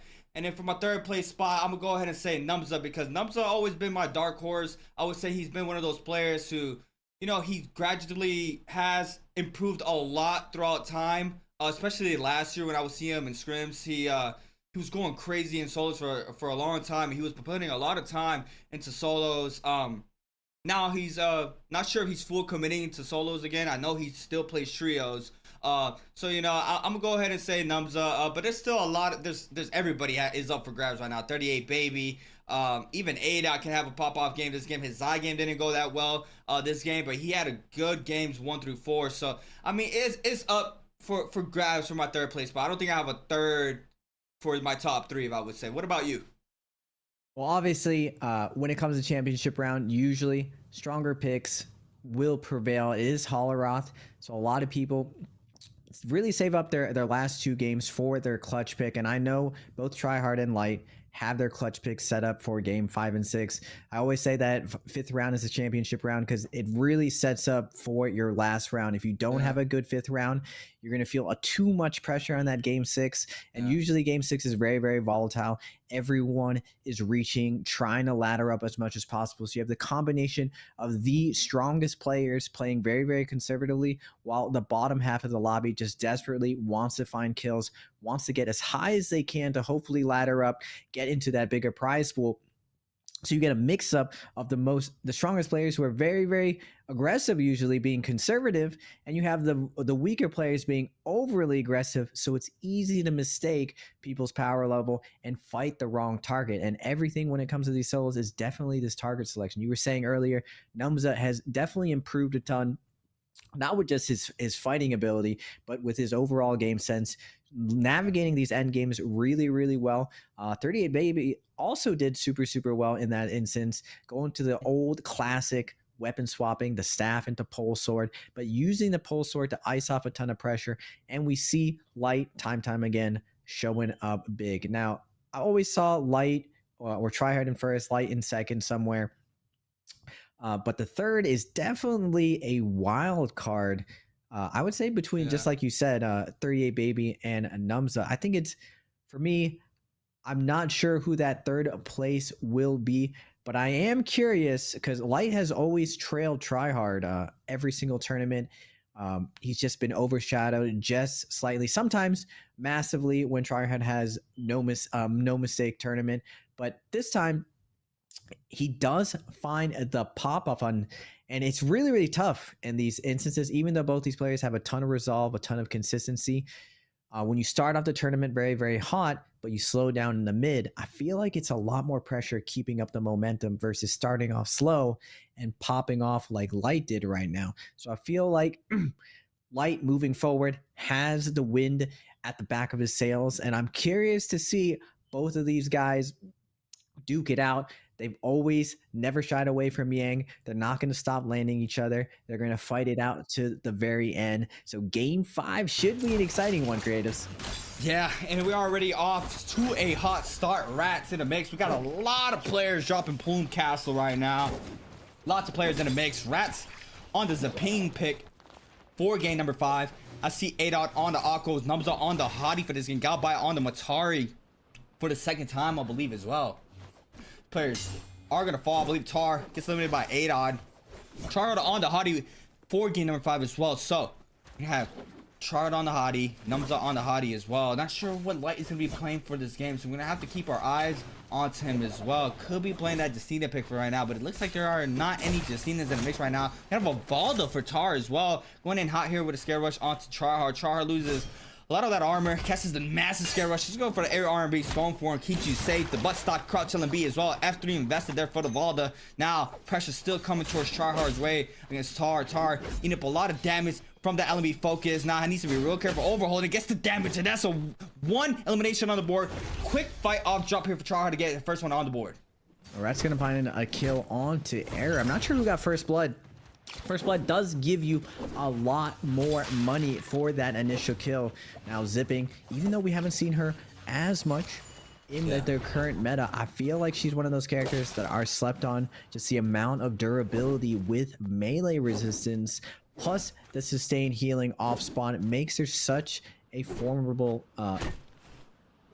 character, especially with the fist blades. I feel like out of all the things today that highly is impacting a lot of situations is definitely the players who are willing to use fist blades and willing to use pole sword. I think the one thing that really breaks open the pole sword shell is definitely fist blades and just how easy it is to get value off that weapon. We're seeing Tryhard with the pulsar going to be coming down with the flank onto Numza.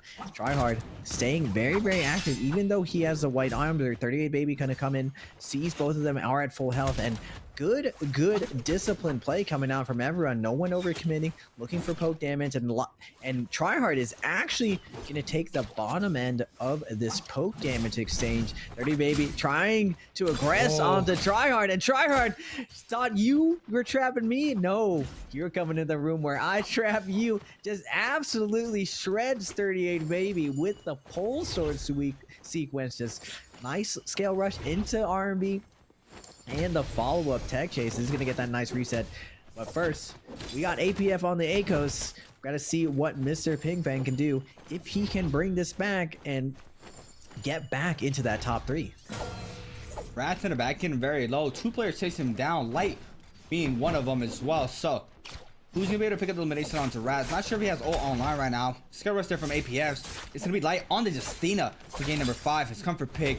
Known for the Justina. Massive R&B focus there in the backside from Ahadi. Big ultimate there from the Justina. V1, I believe, for Light there. APL loses line of sight there of Light. So, gonna have to wait this out and probably come back to the scrap bomb. It's gonna be Air in the mix. Another R&B focus there from that Hadi. I think it's G-Man Chu on the Hadi as well for this game. Yes, it is G-Man Chu on Hadi. Era and Rat still going at it. Char in the back end might start moving on in. Still the blue armor there from 38 baby earlier in the scrap off. And I like how you mentioned how 38 baby was doing the staff pulsar swap, because I feel like we've kind of stopped seeing that a lot. A lot of players are offering to, you know, play the pole sword and see the potential and how strong the pole sword is with the storm form. Oh, that's big gust damage there. Back to back, and the Scare Rush connects as well. Rat's getting juggled there. Does manage to pop the Zaping ultimate just in time, but eats up a lot of damage from 2 players right there. G-Man Chu with a massive Scare Rush, continuing the momentum there onto Rats. Adod is going to pick elimination onto 38 baby. Char now getting regressed on by Adod. Char was trying to pick up that elimination onto 38 baby. Not sure if 38 baby is still in soul form. I see one on the top left, but we do have 2 players down, so we're not sure who is already out of game number 5. But massive scrap off still unfolding. APF with the V2 onto a player. Not sure who that was. It's Rats in the mix. Era and with a massive parry there, but no, it's gonna be G-Man Chu snagging up the elimination onto Rats. Now Light still in the mix. against Era, I believe. Our first Roman Yang is starting to form on up as well. First one on the scene, Light against G-Man-Chu cancels it. LMB prior off of this F called in there for the Justina. Era in the back end, gotta be real careful. Nice jump on LMB there from Light. Now he's gonna be able to get the launch. F invested there from the Hottie. Era now starting to move on in. Needs to be real careful. G-Man-Chu trying to scatter on out, getting caught up by multiple players here. Grapple spam, musket shots, everything flying towards G-Man-Chu's way right now. He needs to be real careful. Lots of pressure happening. Another player showing up. A-Dot with the Ockles. Big damage in the back end. It's gonna be Light second up elimination, and that's massive there for Light. Now, Light staying super active. We saw him forcing his ultimate earlier, but he still comes back with the reset. This is what I always say, that Light's comfort pick is Justina. Gonna take Doodoo Monster for a ride. Doesn't get the follow-up focus attack. Doodoo Monster gonna fade away with the double charge, putting Light in a tough situation. He still has his gold F up right now, but Light with the fadeaway musket shot. Headshot onto Air right now, and now Era putting in the pressure, looking for the R&B. Light looking for the whiff punish, and now APF joining in the fray as well, sitting on the outside. Can they find the kill on to Era? Era just popping his ultimate right now, going all in before this Realm of Yang, forcing Light to pop his ultimate. Light fading away, doesn't want an overcommit right now. APF was sitting on the background, trying to get some pistol shots in. Light with the classic, doesn't want to invest his ultimate, doesn't want to commit, and is choosing to fade back and see if he can get the Realm of Yang instead. Does manage to get the pass. He is gonna be able to go inside this Realm of Yang. Players are starting to enter on in. I think he got the pass. Had the prompt on the left hand side. Not sure he was able to get it because I didn't see the icon on top of his head, but he's gonna get a quick reset in. Tryhard is in the Realm of Yang. This time around against Rats. A Ping v Hottie for this Realm of Yang right now. Pole Sword v Dagger. Rats now trying to find an opening, but no, Tryhard with massive damage. That's one hit there with tons of damage. Spins back to full attack. Spins it his way this time around. Gets the damage out. Now comes in times two. Prepared it from Tryhard. Reads the soul break. Jump LB for the extra damage. That's tons of pressure now. There's a ping. Needs to be real careful here. F invested here for Tryhard. So go ahead and oh my god, the F fadeaway parry there onto the Zaping R&B focus there. That was disgusting. But stuck catch LB as well. Extra damage now. Rats dropping very low. The ult's pretty much fully gone now. LMB follow up R&B and Tryhard now once again with two on the board. Numza against G-Man-Chu this time around. This is a Hottie v Hottie situation for this Realm of Yang here, Raven. Yeah, Numza in a tough position with the burning going down, and G-Man-Chu having a ton of momentum off spawn. Go by, gonna take down Cyclops as well inside the Realm of Yang. Cyclops has been duking it out in the Realm of Yang all day today. You gotta respect the effort of getting in there, trying to win it against all of the best duelers, regardless of outcome. Now Tryhard up to 2 kills, has Vermilion's buff. Can he get some value off the red buff? One of the tricks of tournaments, since you can't actually buy a Moonbane, every single time a Moonbane does go down, it does go down on a player, giving you an opportunity to chase people down. But Raz has no opportunity to fight back versus Tryhard, just going for a ride with the triple jumping LMB. Raz now on the zip and gonna get chased down with the R&B from Tryhard. Now Tryhard gonna pop his ultimate, wants to defend his kill, and he's gonna find a third kill onto Raz. Oh, now this is scary. Now Tryhard with 3 on the board. Light as well on 1. Got by putting elimination onto Era. Tryhard cancels the ult, saves around 30% from that ultimate. G-Man-Chu still getting active. Light starting to move on in. Numbers as well. Cyclops. Tons of pressure happening now. Does have Vermilion's Bird Smite, so he can't stay safe. If he does get eliminated, he can fight this off as well. G-Man-Chu now is going to go ahead and invest his Hottie ultimate. Tryhard trying to scatter on up. Quick charge attack there from G-Man-Chu. Clips off the second as well. Tons of pressure there from the Hottie. Just going on in. He's going to eat up a lot of damage off of this. Might be dead to the burn damage. And he is going to be eliminated by G-Man-Chu. Cyclops going to mix onto Tesla as well. G-Man-Chu is about to run out pretty soon. 8 out against APF. Now, APF is going to go ahead and invest his ultimate there. Tries to go for the F1. Gets a little bit of a foul down there from the F1 side of this terrain. G-Man-Chu with tons of pressure in the mix. Now Light as well in the mix. A lot of players are posted up here. Army focused on to Cyclops. G-Man-Chu now with 4 on the board for game number 5 showing. Now Light drops very low. He's gonna go ahead and invest his ultimate. What's gonna be the mix up off of this? No freeze off of this. Using the second one to avoid any sorts of pressure. It's going to be able to create some space off of this. But we have Numza, first one on the scene. G-Man-Chu as well trying to catch him up. quick pistol shot onto the bell shot, doesn't get the information. Light is going to run into ADOT and APF, so he's gonna be able to scatter on out, try to avoid some of this pressure from some of these players. Gold staff in hand from G-Man Chu, I believe he gets it from Tryhard.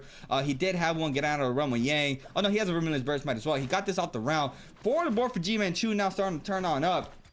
But now, who's gonna be able to continue the aggression here? Tryhard, tons of pressure.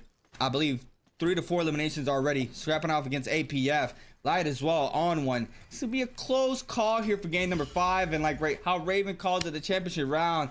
This is looking very interesting here for the remainder of this game here, Raven. Yeah, G-Man Chu is having a massive game, and just like Numza having a massive 13-point game, G-Man Chu has the character, has momentum, has a gold weapon, and Hadi's ultimate does scale with gold weapon. With Tryhard using a staff, you got 2 gold weapon Hadis running around, mashing up the lobby. And I believe on the new tournament realm, one of the big changes for Koi Cup is that you did not know who you were fighting. Only us as spectators knows exactly who's fighting. So in game, unless you recognize someone's playstyle, it is very difficult now to figure out who you just fought. You can't really pull up the kill leader tab unless you're actually full dead. You actually have no idea who you possibly fought. Now, second Realm of Yang is going to be coming up, and I think this will be a decider of whether or not Light gives Tryhard a run for his money. He needs to go Realm of Yang, and the good thing for Light is that the Justina matchup for Hadi is one of the few matchups where Justina does have a little bit of an opening to make something happen. Now, he has his work cut out of him, and it looks like Tryhard is scaled to the moon, probably max melee resistance plus the gold weapon, so he has to play absolutely flawlessly to take this win if he's going to go to the Realm of Yang. It also makes sense to sit on the outside by his time. And like I was saying before, creatives, like everyone's saving their really strong picks for these last 2 rounds. Yeah. Hadi is definitely Tryhard's strongest pick. He was telling me he was debating between Liam and Hadi, but because this is pre-nerfed Hadi, he was the most dominant character in this current meta. Yeah, and thinking about that too, I mean, lots of the players fight each other every single time. They know exactly how they play, and I mean, going into game 5, you see a Justina, you pretty much often know that's Light, you know. Most of the time, you know he's saving. Yeah, you can clearly tell that's Light. So that could be some sort of factor that can go towards Tryhard's way. He did scout him there in the outskirts of the Realm of Yang, but decides to stay inside the realm. I would love to see Light go inside this Realm of Yang and have a Light v Tryhard for the showdown in that round, because that's going to be a big decider to see who's going to be able to get it. Light already posted up. No one taking the Realm of Yang currently. Tryhard might be another. Oh, there it is. We got it. Asked and you shall receive.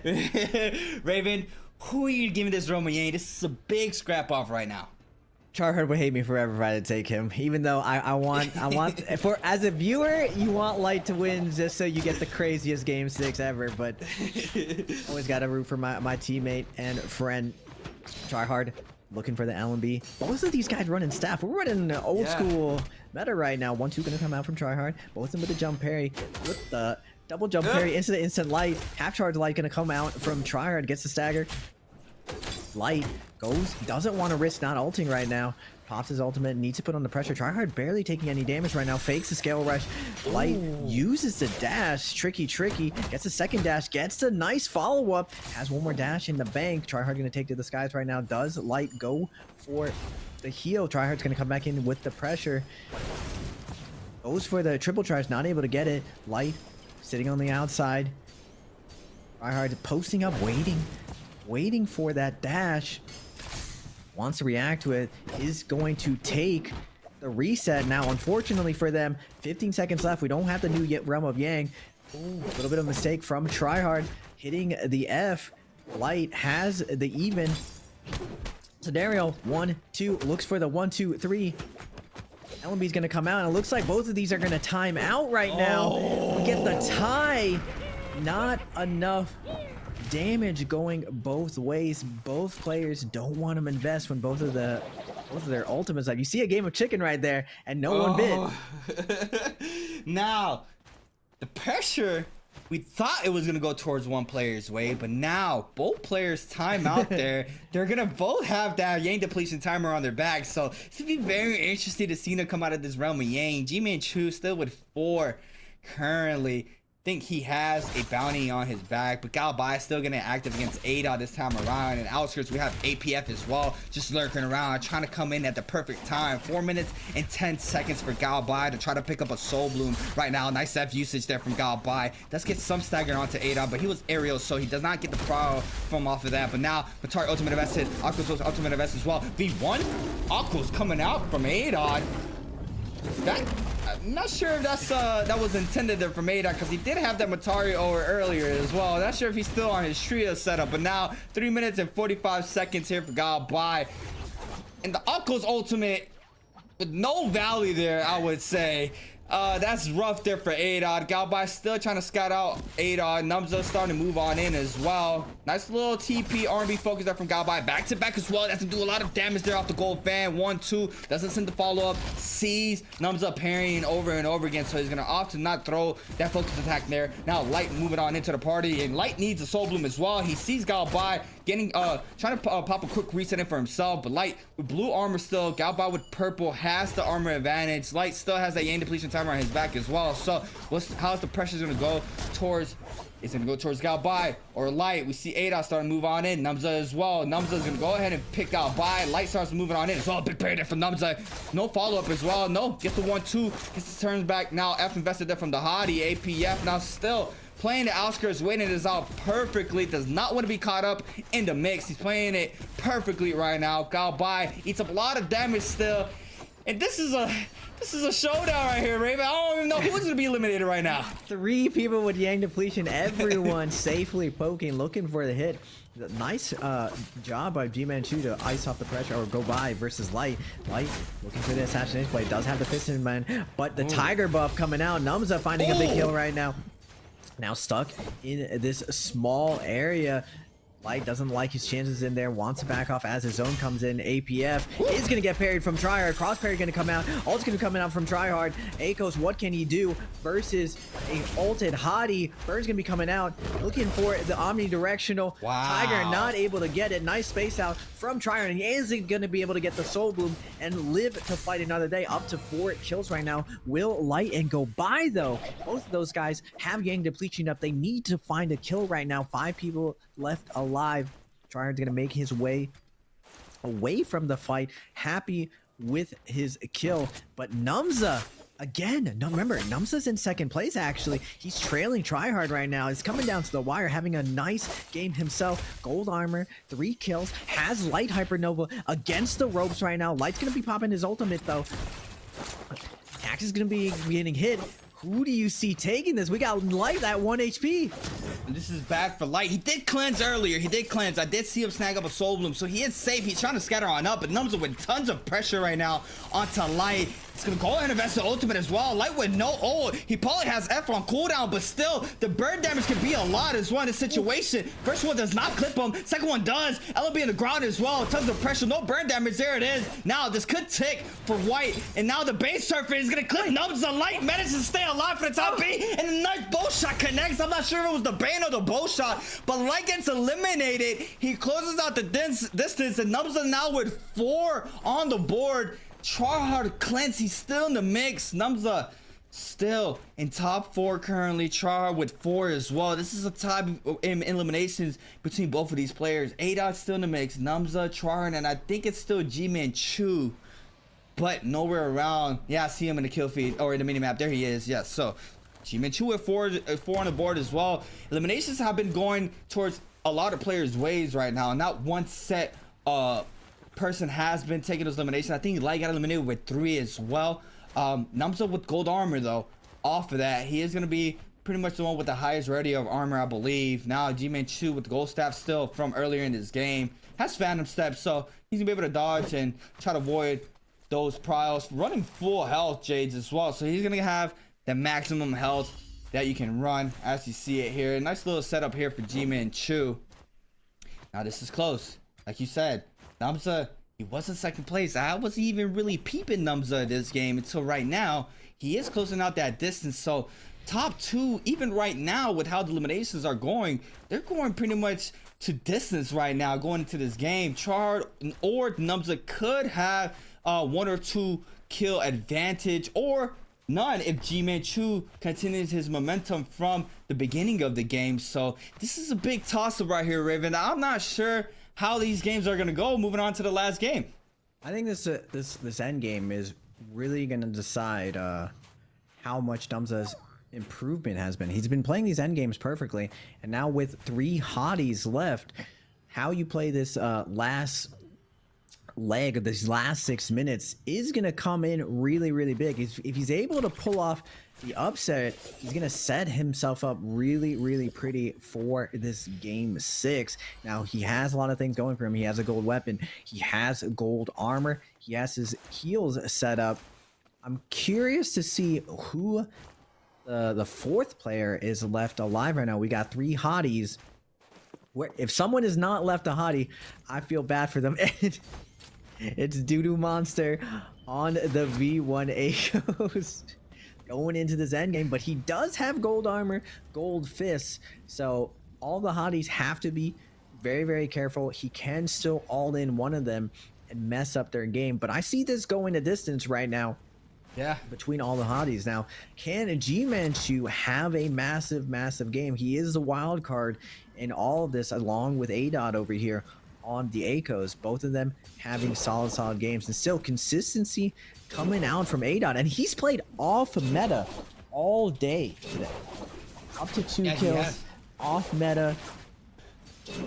Crazy stuff coming out from him. And A-Dot and Nums are actually both teammates right now, so multiple trios teams showing up big in solos in the top 5.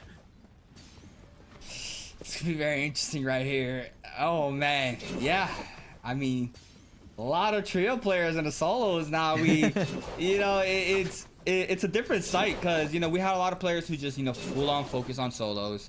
Now a lot of the solo players have been full focusing onto trios. We've had a lot more staple trio commitment from a lot of players. But right now we see it here. Lots of trio players still in the top 4 for this game. Numza, once again, gold hung sword, gold armor. Charha with purple armor in hand, has that blue pole sword. We've seen a lot of pole sword gameplay from Tryhard for today, which is insane. I mean, the pole sword, just the amount of damage you can output from it, it's just way too good. Stone form, everything in that weapon is just insane. G-Man Chu, once again, good start of game number 5. A-Dot has gold armor as well. I thought he didn't, but he does. He is gonna have the gold armor. So 2 gold armors, 2 purple armors. A-Dot on the Akos has V1 on the Akos for this game. So we have to wait and see how that plays out for him in these last and final moments of this game. Zone 5 completely spreading now. Minute for Zone 6 to spread. So these players are gonna start getting congested pretty soon. We're gonna have to start moving on in after a minute from this zone. Our last and final moments of game number 5 is quickly unfolding for us. I'm gonna go ahead and prepare the cannon shot here for G-Man, or the cannon for G-Man here. Seeing if we can get more pressure onto A-Dot, and hopefully A-Dot doesn't get full lobbied here. There's tons of pressure in the corner. Not a lot of damage though. Probably clipped off 1. Still not connecting. Doing a really good job. Has Octa Slash as well. So he's gonna be able to stay safe off the dual blades from that gold frame. So we're gonna have to wait and see how that plays out for him in the last and final moments of game number 5. Is going to try to pop a quick reset in, but a cannon shot still flying in from G-Man Chu, making sure he has no downtime to breathe, making sure his president knows he's not choosing anybody else but A-Dot right there. And A-Dot is fuming right now. Say, what do you want with me? Just kidding, folks. By this one cannon, A-Dot, I mean, A-Dot's doing a good job with, like you said, the dual blade Jade, able to keep that active frame up. Yeah. And if you're just tuning in, you're new to Naraka, you are able to cut down range attacks with attacks yourself, or even dodging. It allows you to iframe or immune a lot of the damage. Now Tryhard is going to be holding this high ground. I'm surprised just how dedicated Tryhard has been to this pole sword gameplay. Now normally he was telling me that he was still willing to use the highest rarity weapon, But the pole sword blocking option or stone form gives you such a safety net to navigate these situations, especially with the R&B able to maneuver right now. Now, moving close to G-Manchu as a neighbor, holding a triple charge into these rocks. You see Numza with the Merciless on the high ground, the zone closing in. That's going to be the wild card of who that's going to catch and push everyone into zone. The gold focus of the Merciless cannot be parried, and now Adod getting the pressure from Numza as well. Slowly, Adod's losing real estate to play with. Numza, a little bit of a mistake, didn't want to drop down all the way, but still, the threat. Adod's doing a good job though, Creatives, finding his way out of this. I'm going to take Adod taking this. You gonna take Adod? Okay, Adod picked there for Raven. Numza with the Merciless, you'll be able to claim a lot of this circle here. Just having that Jade online for himself. I don't think I see any other crazy Jades besides the Octa Slash there for Adod in the back end. The Merciless is going to be a big nuisance. You see G-Man nearly getting clipped off of it right there. And the top side, just try hard, claiming the high ground. Pretty much no pressure until now from G-Manchu. Just a little bit of pokage, doesn't even get the damage in. Now the Merciless once again staying safe, gets clipped off of it. F invested there for the Hottie, trying to stay safe. Once again, that Merciless is going to be a big problem once his zone completely closes. He can't spin it back. He can get a lot of damage. He can't cost the third party. Nice LB focus there from Adod. Make sure he spins it back ×2 as well. That's big damage there from the Cobra Bloom to the Octa Slash as well. Forcing out that G-Manchu to pop his ultimate. Now Numza in the air as well. Two Hotties up in the air. The ultimate still can't come online there for Adod. Pops the F1 though. He still has it safe to stay safe. There it is. Pops the ultimate. Still has the V1. There it is. Going online now. In the top side, we have Tryhard flying on in, trying to get the elimination, but it's going to be Adod with one on the board onto G-Manchu. Tryhard scattering it out, trying to pick up one on the board. Picks up both Soul Blooms, picking elimination onto Adod. It's the last one standing as well. And Tryhard with 5 on the board for game number 5, plus the multiplier. Adod with 4, G-Manchu and Numza with 4. It's a 5-4-4 for 4, like we at Wendy's with it right there. That was insane. 5-4 for 4. We at Wendy's. Yeah, good job from everyone playing that end game, zoning out perfectly. And this is what I was curious about, of who was going to take it. I didn't realize Adon also had Cavalry Bloom. That ended up being a wild card because all of that low ground was just too dangerous. All of the hotties end up popping ultimate. They don't even want to risk not getting their ult off, possibly. But we see Tryhard with the veteran play, playing the Soul Bloom situation, just waiting it out, dodging all of the damage, making sure burn damage doesn't go onto him, just so when he grabs those Soul Blooms, he's going to get max health, gets a double Soul Bloom, and ends up taking the first place for that 3 extra placement points. But Numza still up there with 4 kills, so he's hot on Tryhard's heels. Tryhard still has to have a solid game 6 in order to secure the bag. Super, super exciting stuff, Creatives. Don't go away, ladies and gentlemen. We still got one more game to decide this summer challenge, and it's really, really close.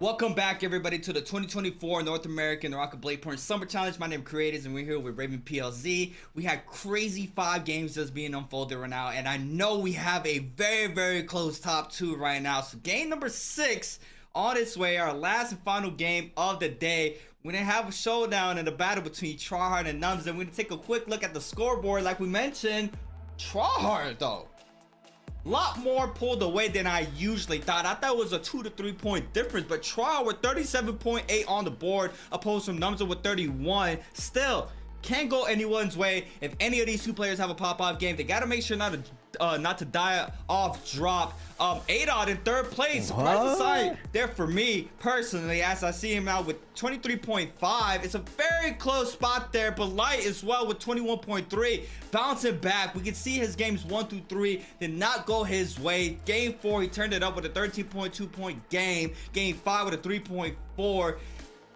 I think he's out of contested here to take 1st place, just with how much ground he needs to cover. I mean, it's like you got to kill the whole server, I think, at this point, and make sure no one gets elimination. So, you know, our top ones or our winner is going to be between Tryhard and Numza here, Raven.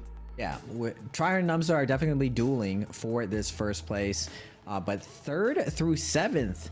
Everyone can be laddering up in this. So we got Adon with the off meta, the doo-doo picks for the day, doo-doo monster at 23.5. Light always was going to be in the top 3, I believe. So he can possibly take 2nd if he has a massive game, another 13-point game, pushing out Numza, but definitely in the running for the top 3. 38 baby. Doesn't have a good game 5, but game 6 we'll have to see what he has left in the character pool tank. APF not having 2 good games as well, and same with Go By, but they are very, very, very close. So 3rd through 7th gonna have a lot of drama. Each place is a difference between a decent amount of money, but 1st and 2nd always the most coveted prize. And I was showing you earlier, Kratos, that Zay, he got the trophy emote. I feel like besides the big $1,200 that you get from winning this, you do get an exclusive trophy emote in game that people can come over and touch your trophy. That's the craziest flex, and that's definitely what I would want the most to taking this 1st place today. Yeah, the in-game flex is just crazy. That is so fire. Like, no one has that in the game. It's like, how you get that? Gotta win Summer Challenge. It's like, how do I get a Summer? You gotta play the scrims. Then how many scrims? Gotta play a couple. Gotta get the points. So it's, you know, it's a big task to just get that along. You know, the bread is always nice, having that extra money in your pocket. As always, make sure you get that money in. It's always good. But being able to have something that no one else has in the game, it's just so nice. It's like, where you get that, you can't even get it. You're not even part of this. You can come and try to interact with my trophy. I'll let you, try to interact with it in game. But other than that, yeah, the trophy looks so fire in game. But yeah, I mean, this could be a close one. Who's gonna be able to take this one home? It's a lot closer. This is a lot more closer than we've ever seen, I would say personally, for the North American region solos. So yeah, I don't know. Like, we were talking a little bit for the hero picks. Very curious to see right now what's still available for a lot of these players, because now the pool is pretty much cut through to half now, or even more to half for a lot of these players. So, it's all going to depend what goes down for game number 6. We still have our last and final game to be a close one. Predictions, I don't know. I don't know, Raven. I don't know who. I don't know. I can't even call it. You can call it, but I don't even know who's going to take it. I mean, Tryhard's been here a million times before. I don't think the pressure is really on him now, especially after he gets a nice cleanse right there, plays the end game perfectly. And it was a difference between a lot of points right there. We thought it would be closer just because it was 5 kills versus 4 kills with Numza, but the placement super matters in those situations. And I was saying that Adod is definitely the wild card in that end game. Him having such high health, gold armor on the ACOs, you still have to respect the fact that he can go into V1, get a little bit of siphon. So the ground isn't really safe. You also don't really get a free kill. Like, low key, the V1 ended up giving Adon a little bit of an edge to be able to just ladder up placement wise, because while he's in that gold Tiger V1, he doesn't take more damage. And if you try to challenge him, you risk getting demeched out of your Hadiel, and you lose the chance to get that burn damage off Tryhard makes the right read, ends up waiting it out, and just scoops up the last 2 soul blooms and gets the burn damage onto Adod. So you see that giant 3-5 point difference right there that Tryhard's able to pick up just by recognizing the character situation. So going into this last little bit, Numza has his work cut out of him. He definitely was one of the dark horse picks going into the day.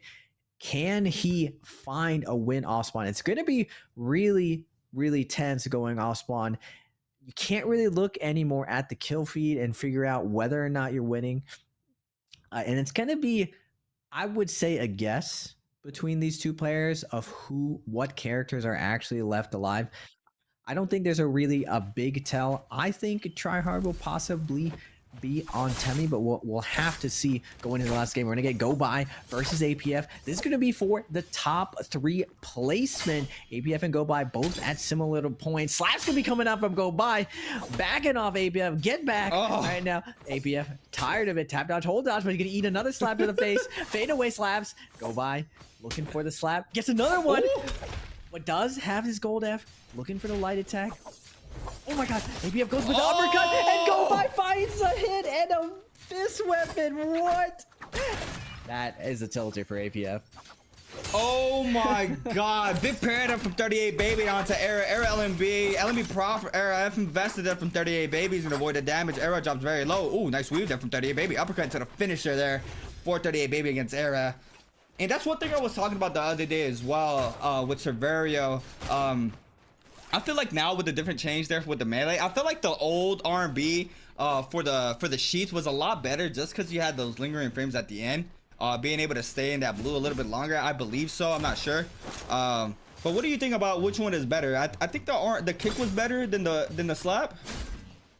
The slap is OP. It actually leads into to true combos and stuff. You can. I've seen that. Yeah. Slap into like crouch. LMB with like Hong Sword is the classic combo. But plus, there's mental damage every time you land a slap. Even though it's whatever, it's kind of just like a small chip damage. It's just the sound. Yeah. It's just so disrespectful. You're just getting slapped by this stupid animation. I didn't realize that. I was pretty sure Tryhard's pool is cooked, and we got the Zai picked. Now Zai definitely like on the edge of meta, but suffers from multi-way fighting. And we're gonna get Light versus Tryhard right here. Light not really sure who this is, seeing a Zai pick right now, so Light's gonna force this aggression right now. Nice fade away LMB. He is gonna get parried out from Light, but Light's gonna steal that pole sword. Looking for the dash, has to be careful putting on pressure to a Zai with the third party on the edge. Light opts to slow down right now. Poke damage is going to be coming out from the musket. And both of these players have to be very, very careful. On the outside though, Numza's on the board. This is what you want to see if you're trying to climb those 6 or 7 points. Numza on the Justina, gonna find a nice pick off onto, I believe, Go By. So I was gonna say, Char went full Thanos mode already. He has 3 on the board already. Wait, for game number 6. I didn't even see it. Yes. Yeah, he has 3 eliminations. But look, Numza now with the upper hand could get 2 on the board now. So I mean, this is going pretty much both ways. Nice postal sword, big damage. That's 2. That's 2 for Numza now. Back with 38 Baby, 1 on the board, getting caught up in the corner here. Tryhard eating up a lot of damage, getting overextended by 2 players. Cyclops now in the mix. Tryhard trying to get out of this situation. Does manage to create the space. Light still in the mix though. Quickly grappling Tryhard. Tryhard believes he is going to be eliminated. He still has that soul available for him. So yeah, this is going pretty much how we expected. I mean, it's going back to back right now with only 1 kill difference right now, and Tryhard does lose 1 life. I feel like Justina definitely has the edge on Justina for survivability, making sure you have a consistent game. But Zai does have more horsepower off spawn with the double gold F, with that ultimate threat. Unfortunately, we do have a lot of hotties. A lot of people save their hottie pick for this last game, and hottie is such a force to be reckoned with for this last game. Can Light find his way and navigate this? First Yang is going to be coming up. 38 Baby, Light, all duking it out. fighting off Tryhard, slowing him down right now. But both of these guys playing for third place, I'd say. Light maybe being able to play for second place. 1 kill on the board for 38 baby. Didn't get lucky off spawn like Tryhard and Light with the purple weapon, but it looks like Light is gonna find a fight onto Cyclops, stealing that purple pole sword away from Tryhard. Gonna get a nice scale rush. Cyclops trying to fade away. He's gonna eat a massive R&B. LB hold R&B. Not gonna find that last hit. Gonna be diving down. Looks for the dash through. Trying to deny some of this damage. Light just knows he needs a little bit of poke damage. Is gonna vest his ultimate. Looks for the dash through. Not able to get it. 2 dashes out. Has to be careful right now. Is Light going to find this kill? Good job from Cyclops to be able to dodge, weave, back off. He goes for the grapple, forcing Light to miss his last dash, but Light staying on top of this is going to look for the overhold scale rush, and the massive scale rush is going to take down Cyclops, and Light Hypernova goes up to 3 kills. That's a massive amount of damage off the scale rush pole sword. That is disgusting there from the pole sword, as we've seen. Char looking to try to take Roma Yang. Common armor here for Char. Still with 3 on the board though for this game. Common dagger as well for Tryhard, so not too scaled at all. Just with the rarities of armor and weapons, but Era and Rats going at it. Gold dual blades in hand there for Rats, I believe. Is gonna have the advantage there. Tries to go for the LB follow there off the ledge drop down, getting tons of damage onto Era though. Era on the Faria. We haven't seen Faria being played out pretty much since Hadi got buffed. But now Era showcasing the Faria right now. Still has the O online. V3B can throw it in. Now can't play around. It's gonna go ahead and make on up. Rats now can't scatter on out. It's gonna go ahead and invest the ultimate. The pillar saves him there from that damage. Trying to see if he can get the bird damage onto the mech. Does not manage to do so just yet. Is going to go ahead and take a full reset in for himself on the Faria mech. Tryhard starting to scatter on in as well. G-Man Chu, I believe, is already out of game number 6. We got 4 players already out. I think 3 players already out from game number 6. Numbs up, picks elimination on Tatar. Now evens it out against Tryhard, going into the Roma Yang with 3. Rats inside the Roma Yang has the weapon advantage. Numbs up with purple pole sword in hand, so he is going to be playing the swap, I believe, on the Justina. Depending on the situation here for Numza, he can jump up. Massive opening there for Numza. Starting up hot here, Raven. He just opens up with the instant parry. Rats just mashing the focus attacks, ends up get instantly parried into the ultimate. But Numza does have V2. He is going to get this freeze. Gets to follow up R&B. Does he get any more out of this? Doesn't get the second freeze. A little bit quick to pop it. Rats keeping up the pressure. Out of stamina. Numza tries to make this guy able to weave the back-to-back triple attacks. Rats has to be careful. He has to get some value here going into this last split. LMB hold R&B, and the follow-up. LMB is gonna chuck down Rats. Go by versus Light. Double charge gonna come out. F break gonna come out. Double jump R&B from Light. The unorthodox move. What was that? Oh, double jump R&B. I've never seen Light ever go for that. I saw it last scrim and he got punished for it, and he did it again. He gets punished for it for the second time today now. Well, the first time today, the second time in total. 38 baby against APF in the third Roma Yang. APF with no ult online, trying to catch the scare rush, but there's gonna be a timeout between both of these players, so this could be bad for both of these players. Tryhard trying to play the end game right now, waiting this out. Has his eye. Numza against Light though. This is to be a big scrap off here for Numza. If he can pick up this elimination, he has Mystic Might for this Roma Yang. Does not. Oh no, he has Rimland's Burst Might. That was just a bounty. Has Light pretty low already. Rat's now starting to move on into the party. He's gonna off to pick Numza off the bunch. That's a paradigm from Numza. Has gold longsword as well. Light does get a quick little reset in. Still getting counter grapple from both of these players. Has the Vermilion's burst might, so he can stay safe. All he has to do is make sure he keeps his weapons. If anything goes bad for him, still trying to stay up. Double tap out his back, trying to create the space. Scare rushes on out. Nice movement there for Numza, trying to scatter on out. Does manage to create a little bit of a distance. 38 baby now showing up to the party. Quick little reset in for Numza. I think he is gonna manage. No, big freeze there from Light. Big damage as well off the pole sword. Purple pole sword in the hand from Light there. Tries to pop the ultimate. No, just off to just get out of the situation. Lots of players still in the mix. Now, what's the mix up here for Numza? He's gonna take the res and run it back. Try to get more on the board. Char playing conservative for this game. Needs to be real careful to see what his decision making is going to be. For now, we got another player showing up, APF, and APF and 38 Baby both have Yang depletion timers on the back. Big damage there from 38 Baby onto Light, and Light could be eliminated off of this as well. 4 on the board currently for Light, getting juggled off of this. Era now showing up to the party. How the ultimate investing in the back end. Who's going to be able to pick up the elimination here onto Light? Nice ultimate now called in here from Light. Double dashes out, triple dashes out. All is pretty much, or all is completely gone now, I should say. Now, Scrap Up still unfolding in the backside. APF very low. Still needs to try to cleanse this Yang depletion timer. Era now eating the damage off the F there from the Liam ultimate. Seeing he can stay up. How the ultimate still online from Rats here. Is very low as well. APF trying to scatter on out. Sends back to R&B. Focus on the 38 Baby. 38 Baby drops very low. Needs to be real careful. Trying to pop a quick reset. And APF now trying to pick up the pistol shot. But Era, she's going to pick 38 Baby. And 38 Baby is going to pick up the elimination onto APF. And APF is out of game number 6. And Era now gets 38 Baby. Picks up the Soul Blue. And now the health is pretty much even. Now the scrap balls are going once again. And Nubs is back in the mix here, Raven. If I'm Numza, we have to get in there. He's behind 6 points. He needs to find a ton of kills and also find the first place, right? If he hopes to take this tournament, he doesn't really have to worry about taking a 3rd place. He has enough distance between the 2 closest opponents, so he has a free roll right now in order to try to pass Tryhard. Crazy amounts of fighting goes down there. Light able to cleanse his soul, get out of that situation.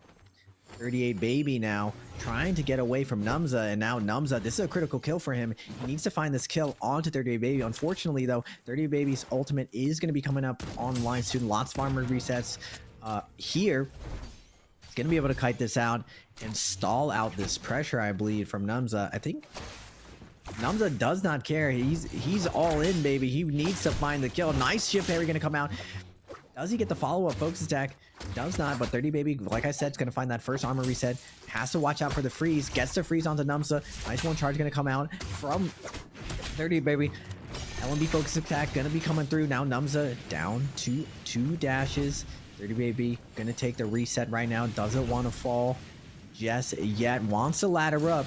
38 Baby is in contention for that 3rd place, and it looks like Numza opts out to not overcommit in this situation and take the next fight for this Realm of Yang. This is going to be critical of whether or not Tryhard and Numza, that's what I want to see, creatives. Tryhard versus Numza for all the marbles going into this 2nd Realm of Yang. That's gonna be very interesting if we get that Realm of Yang. Game 5, we wanted Light against Tryhard, and we got it. So, you know, now you ask for it. Hopefully, we do get it if Numza opts to go inside the Realm of Yang. Numza's been a lot more aggressive going out this the first Realm of Yang. He has not been able to capitalize off of it. He did not manage to get any eliminations off of all the showdown that we just got here near the skating arena area. But Era and 38 Baby still getting aggressed on right now. I think there's another player in the mix, I believe. Who is it? I see Era, 38 Baby, and Galbai is in the mix as well. We got Justina for Galbai, Feria for Era, Hadi for 38 Baby. Trying to see if they can go inside this Realm of Yang. Big damage are happening. 30 Baby might be falling off today. He gets hit by the post sword as well. That's big damage in the backside. Now 38 Baby trying to scatter on in. Does manage to go inside the Realm of Yang. V3 Beacon called in there for Era. Galbai trying to go inside the Realm of Yang as well. And his Tryhard Numza go in. We can get it. We can get that Realm of Yang if both of those players go in. But right now we have Galbai against 38 Baby. Gold poster in the hand here for Galbai. Opt going up high though to start off. 38 Baby with blue armor. Galbai with purple. What's going to be the mix up here for both of these players? Stormform. Proc comes in off the nunchuck. Doesn't bite though. Does parry bait. F called in for Galbai. Now F on cooldown. Nice LMB prod here from 38 Baby. Damage comes into play as well. 1-2 doesn't get it because of the terrain. Tries to go for the RB follow up. LMB follow up does connect there for him. Catches the prod once again off the old poppage. Now the 1-2 in the corner. The freeze doesn't invest it. V2 here for Galbai though. Trying to bait it out. Does not let it loose though. Overholding. Nice patience from Galbai. Big parry from Galbai. Can get the follow up as well in the backside. But no, we got Tryhard against Numza this time around. No, it's Light. Light in the mix as well. Still at it. Now Tryhard gonna go ahead and invest this V2 ultimate here from Zai. Tryhard now with an open hand. Does have the advantage right now. The burn damage nearly takes out Light there. Light has no ult online, I believe. He still has a little bit more race to get past. It'll be a full race between both of these players right now. Tryhard with purple armor. Who do you think is gonna take this here, Raven? I don't even know right now. There's lots of things happening right now. It might go to timeout. Light knows that he doesn't have enough burst now to finish this fight. And I doubt that Light or Tryhard is going to be throwing a focus tag with this pole sword. This is worst case scenario for Tryhard, just fighting against this ice off play. Gold F's going to be invested. Tryhard looking for the R&B. It's not going to get it. Both Gold F's going to come down and go by Tryhard. Light 38, baby. Everyone goes down to Yang depletion. Now, good thing that everyone with Yang depletion is going down. This is a huge opportunity, though, for Numza to take advantage of the Yang depletion he sees in the kill feed. So if there was an opportunity, the best case scenario, this is definitely one of them for Numza. He has to capitalize on this fight. Back-to-back fights, Light and Tryhard go the distance and go to the timeout. Now, I don't believe the Yang change is active on the tournament server as far as extending the time. So this was something that was happening previously. We're going to get Go By versus 38 Baby. 4 minutes, 33 seconds. The new fist weapons. 38 Baby and Go By. Who do you have taking this, creatives? Oh, I might give it to Go By because he has this gold pulsar and he has the ult online as well. Big damage as we saw right there. Chunky big R&B there from the pulsar. 38 Baby now trying to scatter on out. He's going to go ahead and invest the Hottie ultimate. It's going to be a quick reset in. Has one more dash. Could bait it out, but 38 Baby taking a full reset in. Go By sees the call. 4 minutes and counting for him to try to stay safe inside game number 6. Can be able to cut the line of sight there from 38 Baby. Trying to take a quick reset in for himself. But now ult is gone. 31% left on that rage. 38 Baby as well. Ult's probably got canceled. Is going to save half of that rage as we see. So now the mix-up might unfold once again because Go By and 38 Baby.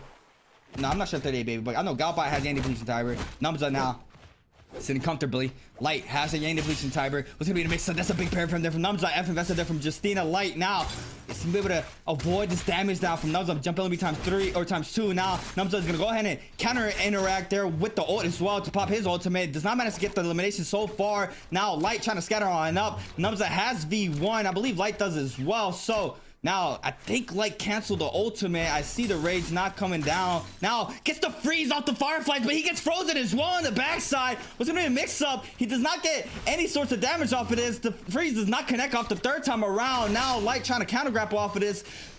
Clint comes in off the Light. 1-2 off the fan. Numza has to stay safe. Has gold longsword in hand. Blue armor swap there from Light. Both shot connects there. Trying to go for the half armor. Does not manage to do so. Since the RB focus weaves there from Light. Now he has the upper hand. Numza drops very low. Light still with the pressure right now. Since the RB focus to the bow shot does not connect. Now counter grapple there from Numza. Trying to stay alive. 4 on the board. Tryhard still needs to cleanse his Yang depletion timer as well. F called in there from Numza. This could be bad for him. Nice raw uppercut there from Light. And the RB focus connects. And Numza's gonna fall for this. And Numza does not yet, I believe, does not get the full capitalization he needed off of that. There was probably like a 5-point difference. I think it's safe to say it's Tryhard causes he wins this summer challenge.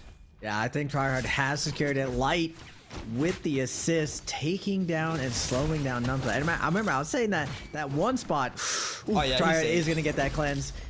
Yeah.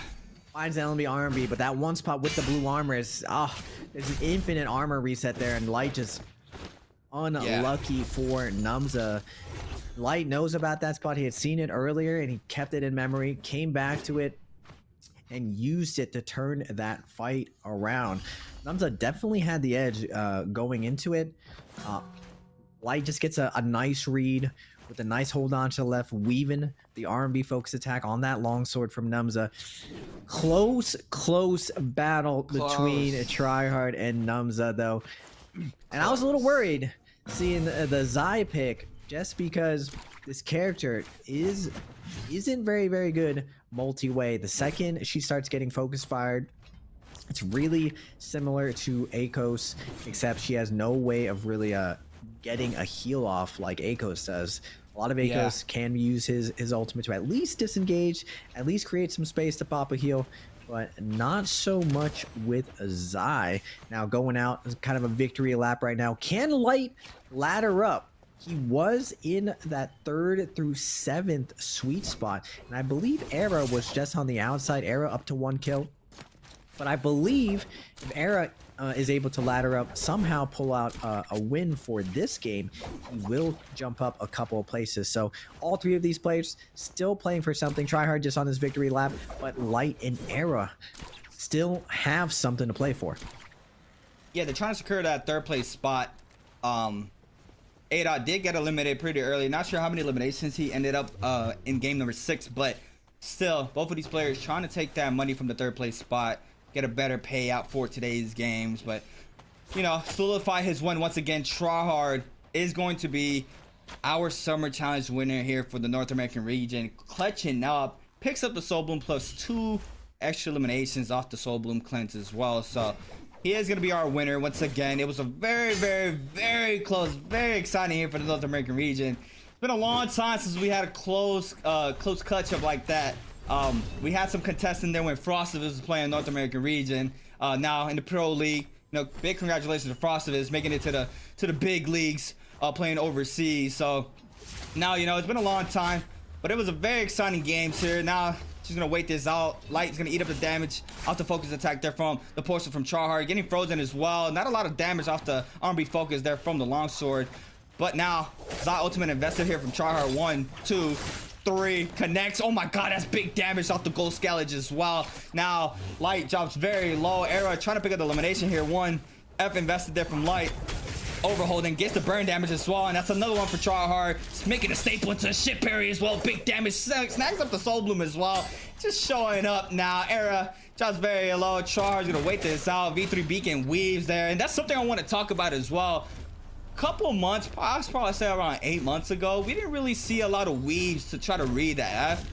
I saw in the Pro League, a lot of the players are, you know, reading the Fs from Tessas, Aquases, and, you know, just predicting where their opponent is gonna pop that F, and from there I just started seeing in different regions as well. So that playstyle, clean, super clean. It's another mix up in the game, trying to read when your opponent's gonna, you know, pop that F. So you can opt to try to, you know, go for the full damage, ACCA, whatever the mix up can be, uppercut off of it, or you can try to read their F, seeing if they're gonna delay it or not. So, you know, it's just an extra mind game put into the game now that's being showcased a lot more in these games. Tryhard overholding big damage on the polar sword. I mean, just a staple with 7 eliminations on the board. Once again, is going to be our winner for the North American Summer Challenge here for the Summer Challenge once again. What a showcase here, Raven. It has been an exciting game 6.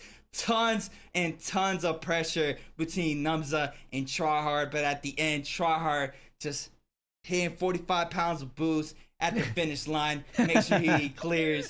Big turbo. He wins it once again. Congratulations to Tryhard. I mean, what a game. It's been a very exciting game so far. I'm curious to see how the other leaderboard shapes out. Numza definitely gives Tryhard a run for his money. Both of them are neck to neck in kills. I didn't realize just how quickly Tryhard was able to pick up so many kills off spawn onto that Zai. Now, going into this last little bit, I was surprised that A-Dot was the fall. He was been consistent throughout the whole tournament. Now looking at the replays, we see Light with the pole sword. Was a lot more pole sword this tournament after Koi Cup. Everyone saw what Kelly was doing, saw what it's about. We're seeing the scale rush, we're seeing the LMB R&Bs coming out.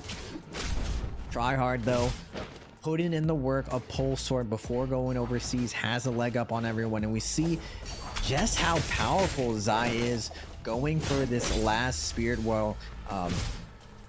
Big overhold read onto Era. Era not able to use any of that gold F, and we're gonna see congratulations to Tryhard. He's gonna win that $1,200 plus the trophy emote, which I think is super cool. Probably one of the coolest rewards I have seen so far in tournaments. And at 50.6, he is going to take that first place. Second place is going to go to Numbers at 36.8. Tough beat. He was so close to taking it, but still second place, a decent amount of money as well. Light into the top 3 at 29.3. Like I always expected to go up there. 38 baby, showing up big last second, joining in the tournament, getting that 4th place at 24, and the same with A-Dot at 23.5. Last second additions to the Summer Challenge. go by, and APF. Both a little bit more inactive in solos, but still showing up big in the top 7. Rats rounding out at 8th with 15.7. Era almost able to ladder up. I was saying that every single point does matter going forward. Almost able to pass Rats to get to that 8th place, possibly ladder up. G Manchu at 9.3, Cyclops at 5.3, and Tarmy at 2.5.